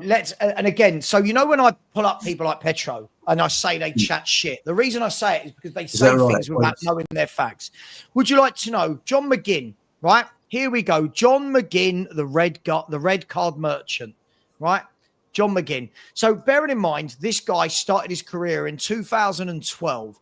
So he's been a pro footballer for 13 seasons, right? Or 15, actually, the way it works out. He's had 15 seasons in his career. He's had 1 red card in 8 seasons in Scotland, right? And 1 red card in 7 seasons at Aston Villa. He's had no red cards in cups, in Europe, or internationally. He's had 2 red cards in 15 seasons of football. And people like Petro, this is why I can't take you seriously, right? This is why I can't take seriously a red card merchant that doesn't ever get sent off. He's had 1 red card in the Premier League ever. 1. Which was against us. 1. So what does red card merchant mean, please? Yep, 2 in 15. And one of those was, here we go. One of those was a decade ago in 2015 for Hibernian. So again, not a red card merchant. Actually, he's a very good, Petro, you know the difference between the yellow and red card, right? By the way, I want my central midfielder getting yellow cards. I want my central midfielder getting yellow cards every now and then. But again, you've had a mare. You've had a mare there, Petro. Just own it. Give it up on this one, Petro. Don't think you're going to win this one. Yeah, you're not going to win, mate. The facts go against you. Sorry, mate. You had a mare. Look, I also fight the same way. Also fight the same regarding when people talk about Romero. He's had 1 red card in 2 years. Romero's got much better with it. Let's have a look at Christian Romero. So Christian Romero, here we go. He got the red card against Chelsea. And I thought that was unfortunate. That red card he got last season against Chelsea, there were other tackles that were going in soon after that match, and players were getting away with yellow cards. So Christian Romero's got 9 red cards in his career, which is 2 internationally, 2 in Europe, which were both for Spurs, if I'm not wrong. Were both for Spurs. I remember the Milan one. Didn't he get sent off? I want to say in one of Conte's first games in Europe. I want to say he got sent off in one of those games. Anyway, we were down to 9 men. Conte's first game, we won 4-3 against the Dutch team. Was it Alkmaar possibly? And we finished up with 9 men. It could have been that. It could have been that game. We lost 2 players to red cards, I think, if my memory serves me correctly. And that would have been November 22. Yes, was it Alkmaar? It would have been, I don't know. So he said here in the Europa Conference League, he got sent off in 21-22. And when did Conte join? So it would have been 2021. He got sent off in 2021, his first few games for Spurs, Conte's first few games. Then he got sent off the next year in the Champions League against Milan, which was fucking ridiculous. But he's got 2 for Argentina in national teams, 2 in Europe, none in the Cups, and 5 in the leagues, which was 3 for Genoa and then 2 for Tottenham Hotspur. So he's got 9. Now, somebody's asking me about Paulinho. Let me go and have a look at Paulinho. Or probably help if I spell his name right. Wait, what's his name? I always spell his name wrong. Paul, it's Paul Inya. Paul, spell it Paul and then INHA. He has had the most unbelievable number of yellows, Paulinho. But he also has the most recoveries and tackles ever in a season. And interceptions, yeah. Let's have a look. Sorry, I'm trying to find him via the Bayern. Don't you hate it? You know when you want to try and do something and your phone just decides, yeah, we're going to have no reception, and now it's back. Right, Bayern Munich. Here we go. Squad. Where is he? He's a midfielder, isn't he? So if we look at Paulinho, why is he not in their squad list? Why is Paulinho not? There he is. Yeah, Paulinho. So in his career, Paulinho's got 1 red card for Sporting and 1 for Bayern Munich. Mm-hmm. No red cards in the Cups. No red cards in Europe. And no red cards internationally. So Paulinho's got 2 red cards at club football. Yellow cards. Yeah, listen, the man likes a yellow card. I've got no problem with that. As long as you're not getting sent off, I've got no problem with that. But I'm going to leave it there, Lubo. I'm live again in just under 4 hours for Man City versus Wydad in the FIFA World Club Cup, which I think should be really interesting. See Reinders, Cherky, Ait-Nouri. Let's see if all of them will be playing. And then after that, 7:45 p.m., we've got Real Madrid versus Al Hilal. It's this one. Yeah, it's Paulinho, not Paulinho or Paulinho. Yeah. Anyway, Lubo, thank you very much. Really enjoyed that. Love a bit of back and forth. And for you guys out there, watch out for something new, a new project that's coming. Watch out. Me, Lubo, Sean, Spurs Talk Show, Stell from Tottenham Away, and Johnny from Football Inc. Coming next Thursday, I believe we begin. So keep an eye out. It's going to be interesting, isn't it, Lubo? Yeah. Looking forward to that. It's going to be very interesting. Hang on, why is my business bank account has just transferred £5 to somewhere? Anyway, let's find out what that is in a minute. Big up to each and every one of you. Keep a lookout for that. It's called the Spurs 5. So keep an eye out. You're going to start seeing a few things dripped onto the internet in the next week about that. Take care. And as always, come on, you Spurs.